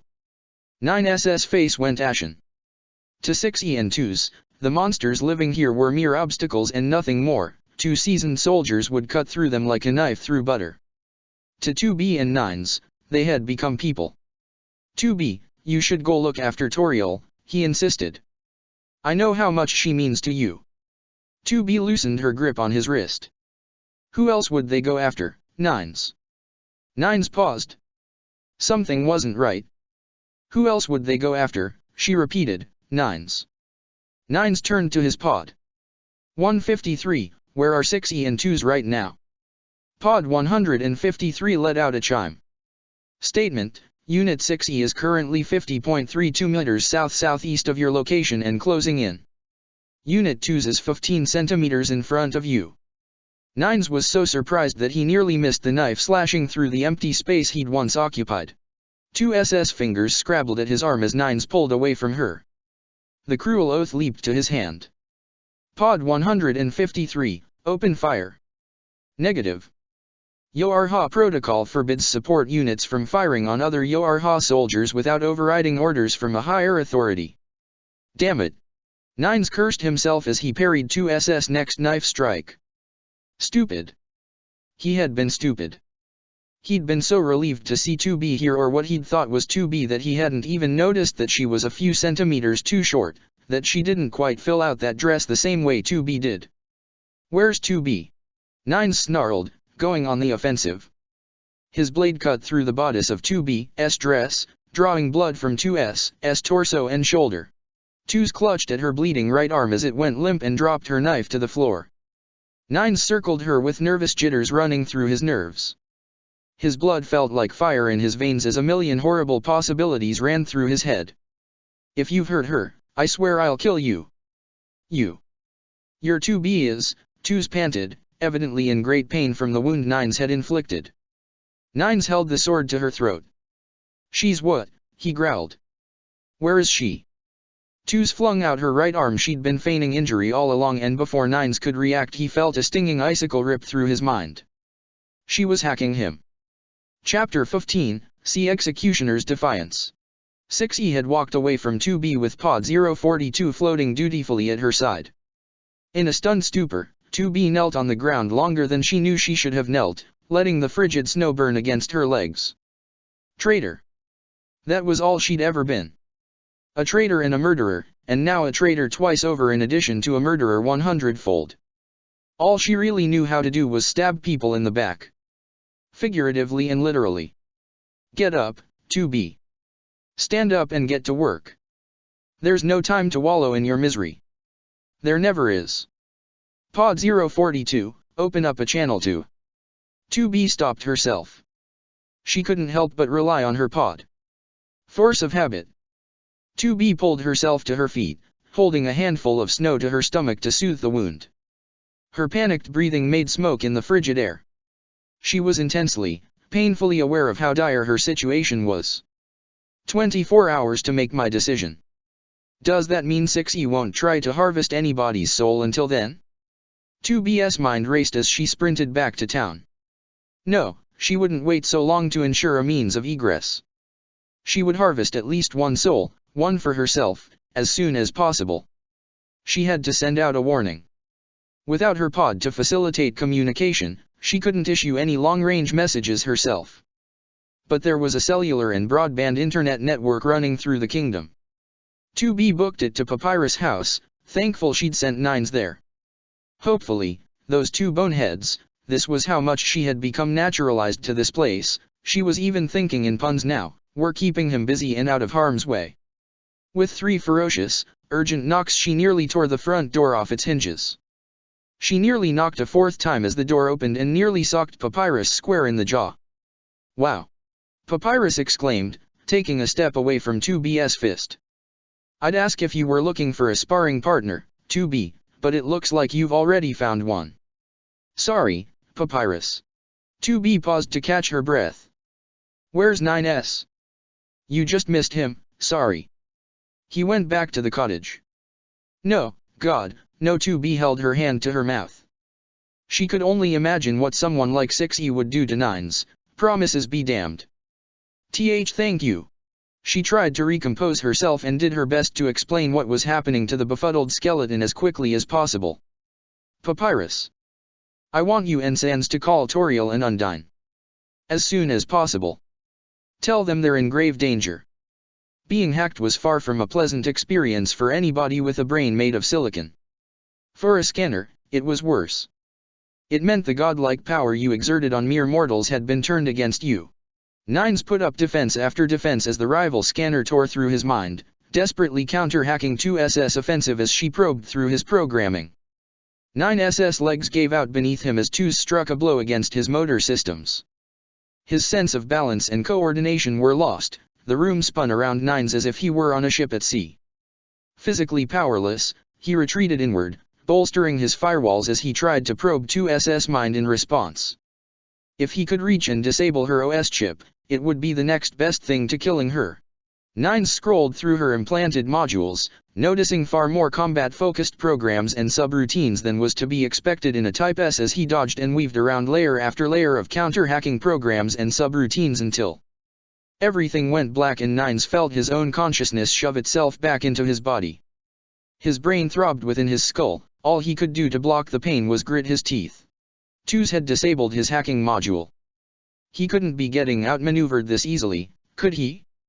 9s stumbled, swinging his sword wildly as glitched visual artifacts flitted past his eyes like snow in a storm. He couldn't even walk in a straight line, let alone fight with any degree of accuracy, and thus did more damage to the cottage's rustic interior than his enemy. Without his hacking module operational he couldn't defend himself from 2SS' next foray into his mind on his own, and he knew she wouldn't wait long to strike again. All she needed to do was get a beat on him. Pod 153. Initiate counter-hacking measures, he shouted out. Negative, the pod replied. In the event that an assigned Yoarha unit goes rogue, as long as Yoarha chain of command exists, pod privileges pass on to the nearest legitimate authority. Pod 153, 2s ordered, fire on the enemy. A hail of bullets grazed 9SS leg, chewing through his pajamas. Son of a bitch, he swore. God help him, he was still wearing pajamas, that was how unprepared he was. Nothing but PJs, slippers, and his hastily thrown-on coat. Not getting dressed wasn't his biggest regret at this moment, but damn if it wasn't close. As Pod 153's voice and the roar of gunfire echoed in his ears, 9s managed to swear just once before his visual and audio processors shut down, leaving him a wanderer in a silent void. Something grabbed his arms, pried his sword out of his hand. He tried to call it back but his NFCS wasn't responding and forced him roughly to the floor. After a few seconds, his sight and hearing returned, his visual display snowy and speckled. Nines pawed at his sword lying just barely within his reach on the cold wood floor, but could barely even hope to grab it with his motor systems so badly affected. His hand just wouldn't go where he wanted it to go, and even if it could, Nines would have an even harder time curling his fingers around the hilt and actually holding the sword. 6E strode into the cottage, throwing the door open and letting in a flurry of snowflakes. Nines couldn't help but notice Pod 042 floating over her shoulder. Through the haze of pain and rage, Nines quite nearly literally saw red. "That's enough, Twos. We don't want to hurt precious little Ninesy." 6E wrapped her arm around 2S's waist. "At least, not for now," she added with a smile. "Bastard!" Nines shouted out at 6E, spitting out his words like a serpent's venom. "If you've hurt 2B, I'll..." Twos held out her hand, and at that exact moment 9S's vocal chip shut down. He moved his mouth, but not so much as a squeak came out no matter how hard he tried. "2B this, 2B that. He sounds like a broken record," said 6E. "Given his situation, it's only natural for him to repeat himself," said Twos. Nines fruitlessly forced himself to speak until his audio drivers rebooted. "Pod 042, why aren't you with 2B?" he shouted out, although he figured he already knew the answer. "You're supposed to look after her. Where is she?" Pod 042 wrung its claws, hanging its boxy head. Statement: barring extreme circumstances, support pods are neither obligated nor permitted to render assistance to deserters. Its voice had a tinge of apology to it. "This is a pretty fucking extreme circumstance," Nines protested. "Where's 2B? Response: Unit 2B is 55 meters south of here, and her condition is stable." 6E cocked her head, curious about 9S's behavior. "Twos, darling, have you ever seen someone so utterly devoted to someone like her?" "I haven't." Twos faintly smiled. "It is almost cute." "What are you talking about?" Nines snapped, trying once more to haul himself up on limbs about as stable and steady as wet noodles. He'd never felt so much like a baby deer in his life. "Oh, I know." 6E squeezed her hands together. "He's like a puppy that still runs after its master, no matter how many times she kicks it away." "What the hell are you going on about?" "Shut up. Tell me." 6E crouched down and tousled 9S's hair. "Ah, who's a good boy?" "Certainly not you, with all the mess you made here. Somebody isn't house-trained." Nines wished he could bite her wrist off. "Oh, what's this?" 6E slipped 2B's hairband off of 9S's head and stood up. "Twos, take a look at this," she said, squealing in sadistic excitement. "He's so obsessed with his darling 2B, he's even started stealing her clothes." That was a gift, you." Nines struggled once again to pick himself back up, falling flat on his stomach. "Give it back." "How unsettling," Twos replied, taking the hairband from her counterpart and placing it on her head. It nearly completed the illusion of her disguise. "Do you think she has told him yet?" "Told me what?" Nines asked. 6E took a deep breath. "2B's official, classified designation is," she grinned. "Yoarha number 2 Type E." Nines was stunned into silence. When 6E had been calling 2B 2E, then, it hadn't been a nickname. She'd been calling her 2E. Type ES only hid their designation when they needed to get close to another android and execute them. But that meant 2B's words from last night echoed in 9S's ears. "I've done something horrible to you. Of course, you don't remember." 6E patted Nines on the cheek. "You've only known her for a month and change, right?" Nines hesitantly nodded, not liking where this was going one bit. "She's been assigned to you for almost 2 years now," said 6E. "That's impossible," Nines replied. "That's... You wouldn't know about it. You weren't meant to know. Your backups were summarily deleted after each termination. Memories and mission records were selectively altered by Yoarha," Twos explained, "to cover up any discrepancies." Nines could feel the strength returning to his limbs. "You're lying. That's not true. You weren't meant to know." 2B couldn't, Nines insisted. He pulled himself up to his hands and knees, struggling even to do that much. She loves. I've done something horrible to you. She what? 6E asked. Did you truly think she actually cares about you? Do you think she ever did? I. Type ES exist to purge those who make themselves inconvenient. They don't care about anyone but their own, 6E sneered as she looked down on Nines. The living ones, at least. The ones who forget their place in your Ha's ecosystem tend to wind up dead. And 2E looks pretty alive to me. She doesn't give a damn about you. 9's arms buckled and gave out, sending him falling unceremoniously back to the cold floor. Am I inconvenient? 2's finished. Maybe, maybe not, 6E answered. After all, she hasn't killed you yet. Words failed 9's. It couldn't be true. It couldn't be possible. All those times he and 2B had stood by each other, all the times he'd caught her trying not to smile over something he said or did, the way she'd wrapped her arm around him last night after that horrible nightmare. The nightmare. He remembered now. It had been a memory. I've done something horrible to you. And I'm sorry for it. It was the truth. When he'd first met 2B, when he'd thought he'd first met 2B, he'd had such an overwhelming sense of déjà vu that he'd nearly lost his balance and fallen over right there on the spot, and now he understood why. No, he whimpered, sniffling. It's not. Snatches of memories bubbled up from his subconscious, somehow preserved even after dozens of memory wipes and system restores. Stabbing him through the heart, slitting his throat, blowing him to pieces, frying his brain. 2B had. 2E had. Used every means at her disposal to kill him over and over again. He didn't know how he remembered. It shouldn't have been possible. When digital information was wiped or overwritten, it was gone forever. How could he have these visions of his past lives? I've done something horrible to you. And I'm sorry for it. But the way she treated him, the way she always rushed to his aid. I'm sorry for it. That night in the dream. She'd been crying before she'd killed him. She'd been crying. She cares about me, Nines insisted. 6E just laughed at him again, infuriating him. She does. Oh, sure. 6E snickered. How many times has she called you Nines, pray tell? If 9's black box could have split in two from sheer emotional distress, it would have. He squeezed his eyes shut, tears rolling down his cheeks, and forced crippled motors in his joints into action, his mind aflame with thousands of conflicting and contradicting emotions. What I did to you, I did under orders and against my will.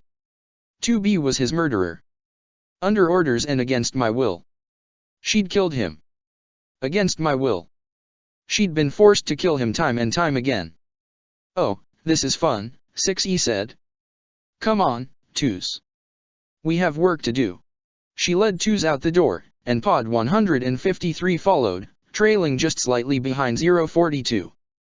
Nines rose to his feet, his left leg, bruised and battered, crumpling under his weight. Pod 153, he called out, his voice cracking. Where do you think you're going? The pod turned around. Statement: as Unit 2's commanding officer, Unit 6E now has full authority over this support unit. This unit apologizes for the inconvenience and wishes Unit 9's the best. With that, it drifted away. Get back here. Nines howled, throwing himself at the androids, ready and willing to tear them apart with his bare hands if he had to. The tip of 6's sheathed blade hit him right between the eyes, and with a blossom of pain and a shower of static and flashing lights, Nines was thrown into unconsciousness, a swirl of words echoing through his head before everything went black. What I did to you, I did under orders and against my will. Type ES exist to purge those who make themselves inconvenient. Under orders and against my will. Purge those who make themselves inconvenient. Against my will. Purge the inconvenient. Against my will. Against my will. Against my will. Against my will. Incoming transmission from Support Pod 042 to Support Pod 153. Connection accepted. Pod 042 to Pod 153. Query: is Unit 9's injured? Pod 153 to Pod 042. Response: subduing Unit 9's required Unit 2's and Unit 6E to inflict minor superficial injuries. Query, why do you ask? Pod 042 to Pod 153. Statement, Unit 2B's psychological well-being is directly correlated to Unit 9S's physical and psychological condition. As a support pod, this unit's psychological well-being also correlates to Unit 2B's safety, and therefore, to that of Unit 9's. Pod 153 to Pod 042. Query, are you not currently assigned to operate under Unit 6E? Pod 042 to Pod 153. Response, emergency command protocols pertaining to desertion by YoRHa androids dictate that this unit is currently assigned to Unit 6E. Pod 153 to Pod 042. Query, then why do you still feel this way about Unit 2B and Unit 9's? Pod 042 to Pod 153. Response, purging the portion of the neural network constructed by this unit's experiences with Unit 2B would cause an unacceptable decline in this unit's efficiency.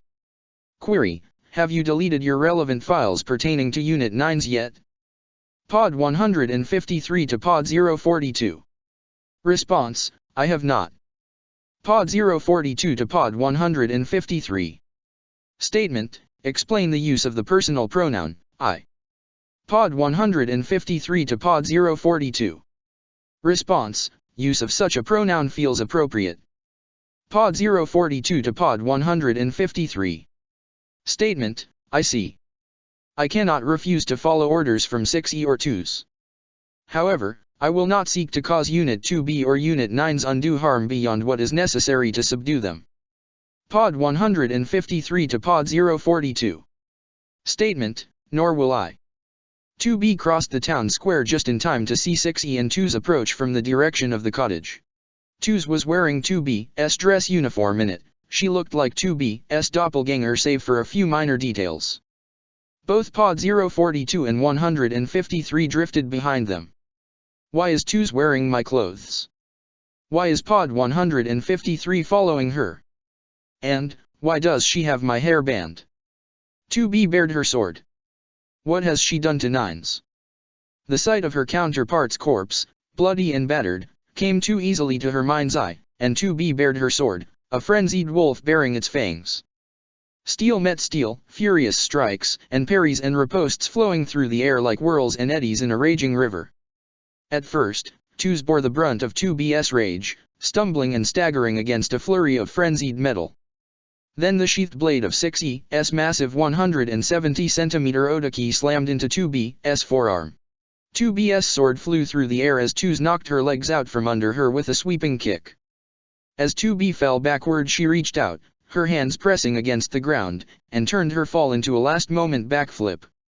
Staggering backward and summoning her sword back to her hand, 2B fought on, even as Pod 042 riddled the ground around 2B's feet with bullets. Really, Pod, she couldn't help but shout out. Statement, this is standard protocol for dealing with renegade androids, Pod 042 replied. If it is any consolation, this support unit is using non-lethal munitions. 2B gritted her teeth and fended off another strike from 6E. 2's crept to her from 6E's side, dagger bared, narrowly avoiding a stab between her ribs. 2B broke 2S's forearm and elbowed her in the throat. There was a certain amount of savage satisfaction, she found, in brutalizing someone who was disguised so well as herself. 2B's next strike, aimed at 6E, bounced harmlessly off an energy shield summoned by Pod 042. A salvo of bullets from Pod 153, also non-lethal thankfully, the two support pods still regarded 2B and 9's with at least some loyalty, tore through her sleeve and bruised her arm, some of the bullets striking hard enough to draw blood. As the shield disintegrated, 2B tackled 6E. The pommel of 6E's sword slammed into her abdomen again and knocked the wind out of her, and the two of them fell to the ground, 2B's fist driving itself with all the force and grace of a sledgehammer into 6E's nose. 6E's leg shot out and hit 2B right where the sword had struck before 2B could recuperate, throwing her high into the air. The stone sky and snowy earth spun around 2B before she crashed to the ground. 2B leaped up, forcing her way past the throbbing, stabbing pain in her abdomen. Pod, execute program, damn it. She kept forgetting that the pod wasn't hers to command anymore. 6E wiped the gushing blood from her nose. How about R010, Pod 042. Acknowledged, Unit 6E. 042 unfolded its clamshell hull and fired a lance of energy at 2B, its apologies for its behavior nearly inaudible against the ethereal screech that filled the air. 2B zigzagged away from the sustained beam as it cut through the ground, throwing up clouds of hissing steam as the snow melted before it. 6E drew closer. 2B raised her sword. 2B's blade tore through 6E's left shoulder with a spray of synthetic blood. At that same instant 6E's sheathed Otaki collided with the side of 2B's head, slamming into her so hard that her visual processor glitched out and flickered black for a moment. Seething with rage, 6E clutched at her shoulder as her blood flowed from the deep gash, blossoming over the churned-up snow and dyeing it deep crimson, fading to pink at the edges. 2B realized with a note of pride that this had been the most damage she'd ever managed to do to 6E, the woman who'd tried so hard to put the mentor in tormentor. Reeling, 2B stumbled, and staggered, still standing on 2 feet but thrown off her balance. The world swayed and swirled around her as she prepared to finish 6E off. A thrown dagger buried itself in 2B's shoulder, the force of the impact knocking her back. 2's, still lying in the snow, sat up and threw out her right hand. As a Type B, or, in truth, a Type E retrofitted into a Type B, 2B lacked the aptitude for hacking both offensive and defensive that 9's had, and now she had no pod to back her up. She could feel the layers of her mind peeling away as 2's launched an all-out cyber attack against her. And 2B had thought the headache 6E's Otaki had given her had been painful. It was nothing compared to getting hacked. 2B grabbed her sword with hands that weren't under her own control, held the blade against her chest against her will, and struggled with all her might to avoid stabbing herself right through her black box. Sweat poured from her brow. Her hands shook as she fought to regain control over them, her own blade inching ever closer, slicing through the fabric of her clothes, nicking her skin, drawing blood. Something sailed through the air over 2B's shoulder, passing through 2's. It looked like a rib. As the projectile vanished into 2S's chest, a blue aura engulfed her, pinning her to the ground and disrupting her connection to 2B. Relieved, 2B dropped her sword and fell to her knees, sparing a glance over her shoulder at her mysterious savior. Behind her stood Papyrus, gloved hands on his hips, his perfectly white teeth set in a rakish grin, his crimson scarf fluttering with aplomb in the frosty breeze. He had slipped into the role of a hero as if it were a second skin, or, rather, a first skin, but of course, could the great Papyrus do any less? Never fear, citizen. I, the great Papyrus, am here to put some sense into these violent ruffians. Lay down your arms or I will be forced to make you do community service, among many other things that seem like drudgery but are actually quite pleasant and will make you learn a valuable lesson. 2B recalled Undyne's assessment of Papyrus. He's tough. He's strong. But I could never give him an actual position on the front line. He'd get ripped to shreds and he'd be smiling the whole time. She forced herself to stand. Papyrus, get back. I'll take care of them. But 2B. This is a matter for a professional. I am a professional. 2B braced herself, strength flowing back into her body as she held her sword, the virtuous contract, its white blade shining in the misty half-daylight just as the snow at her feet did. Go to the cottage and check up on 9's. I'll drive these 2 out of town. 6E stood up despite the flickering blue aura holding her down, handing her sword off to her side. With a slight and polite bow, 2's took hold of the sheath and slid it off as 6E pulled the blade free, the light catching all 1.7 meters of the sword's impressive length as she held it aloft. Is that so? She laughed. Sure, 2E. Give it a shot. 2B charged forward. 6E's Otaki cut a glittering, shining arc through the air as it swung. 2B ducked and slid within range of the 2 androids, the gust of wind following in the long sword's wake ruffling her hair as she passed underneath the whistling blade. She slashed upward, the tip of her sword catching 2S's chest. The virtuous contract traveled up the disguised scanner's neck, liberating major veins worth of synthetic blood, and bifurcated her jaw. As 2's fell to the ground, 2B wrenched the empty sheath of 6E's Otaki from 2S's slackening grip and turned her attention to 6E. 2B carried the sheath in a reverse grip in her offhand, keeping it parallel to her forearm and raising it just in time to parry a strike from 6E. The sheath was split in half and the blade bit into 2B's skin, however, the blade had lost much of its force and momentum traveling through the sheath and stopped when it hit bone. 6E wrenched the blade free, loosing a painful spurt of blood from 2B's arm. 2B weaved around in between dazzling flashes of metal and hails of gunfire as she pushed herself forward and 6E back. She let her instincts and her intuition carry her. Any time spared for thought and strategy meant a delay between attack and counter-attack, between reflex and action, and a delay of even a few microseconds would mean death.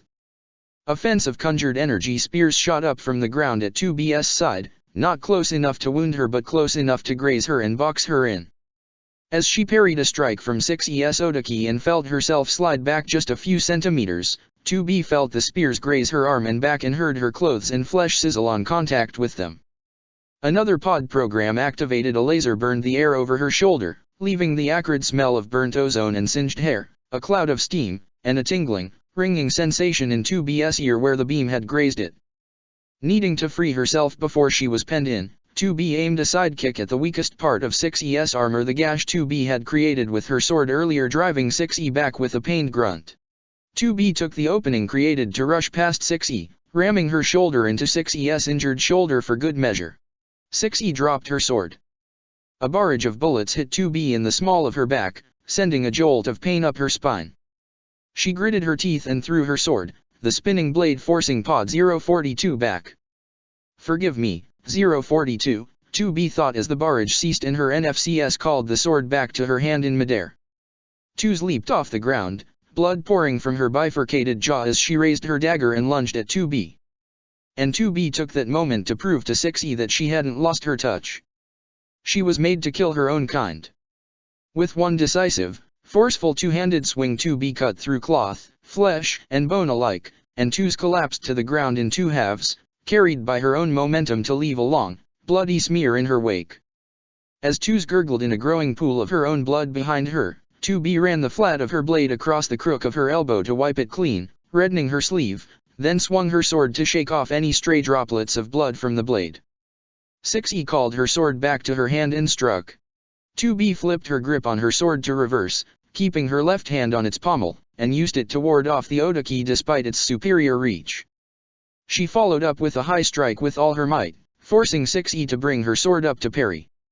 As soon as the long Otaki blade left 6E's torso unguarded, 2B released her hand from the pommel and let her blade snap around, planting the point on 6E's chest before grabbing the pommel again and thrusting the blade downward.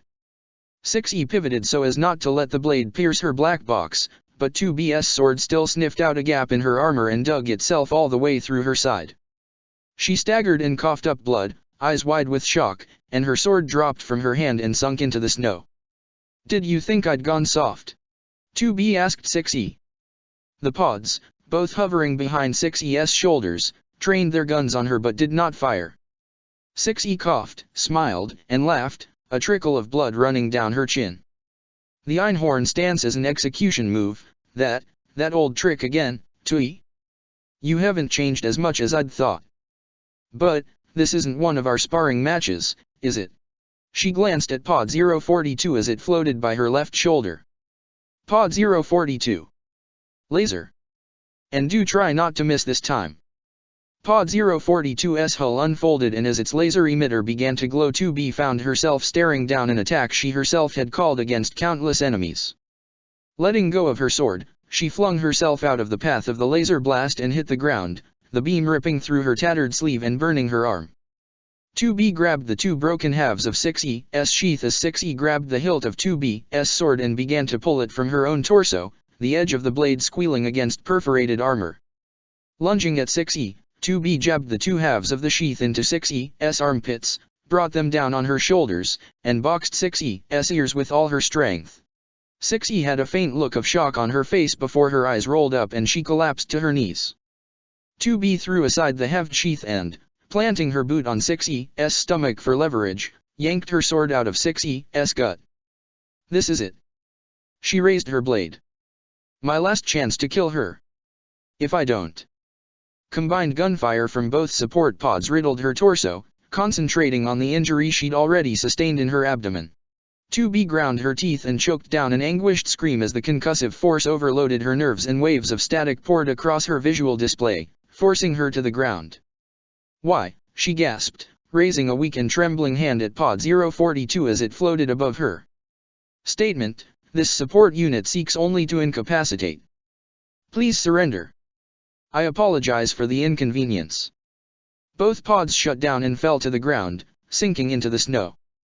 From behind them, Nines stepped onto the field of churned up, blood-stained snow that had served as an impromptu arena, his outstretched right arm falling to his side. Hastily clad in only patches of her armor, Captain Undine of the Royal Guard stepped between 6E and 2B, grinning as crouched down and grabbed 6E and slung the unconscious android over her shoulder. Hey, guys. Kept you waiting, huh? 2B sighed with relief before she passed out, her head falling back and sinking deeper into the snowdrift that had broken her fall. The cold, soft snow pressed against her aching body felt so good, but better than the feel of the snow bleeding through her clothes was the sight of Nines standing before her. But 2B had never seen the look on his face before, a quiet, haunted, smoldering fury that softened as his eyes met hers. Toriel had little to occupy her time in the ruins. One could only read the same books so many times, clean the same house so many times, bake the same meals so many times before one felt stuck in a rut. Having people like 2B and Nines staying in the next town over to force her out of her self-imposed exile every once in a while had truly been a godsend. She hoped those two were dealing well with their unwanted guests. Of course, 2B and Nines were soldiers. That meant they could handle themselves. But it also meant that their lives were fraught with danger. Somebody knocked at her door. In her surprise, Toriel let her copy of the morning's paper fall to her lap, the Sudoku puzzle within only partially done. Who could be knocking? Had somebody new fallen down and gotten all the way through the ruins' gauntlets of puzzles and traps all by themselves? The knocking continued, prompting Toriel to rise from her chair and hurry to the front door, cracking it open just a sliver to peer through it. She found herself staring into a familiar pair of maroon eyes and couldn't help but let the door swing open. There, standing on the threshold, was her long-dead child. Toriel was speechless. Chara glanced at their feet, wringing their hands. I suppose this is a bit awkward. They smiled. Hello, Mom.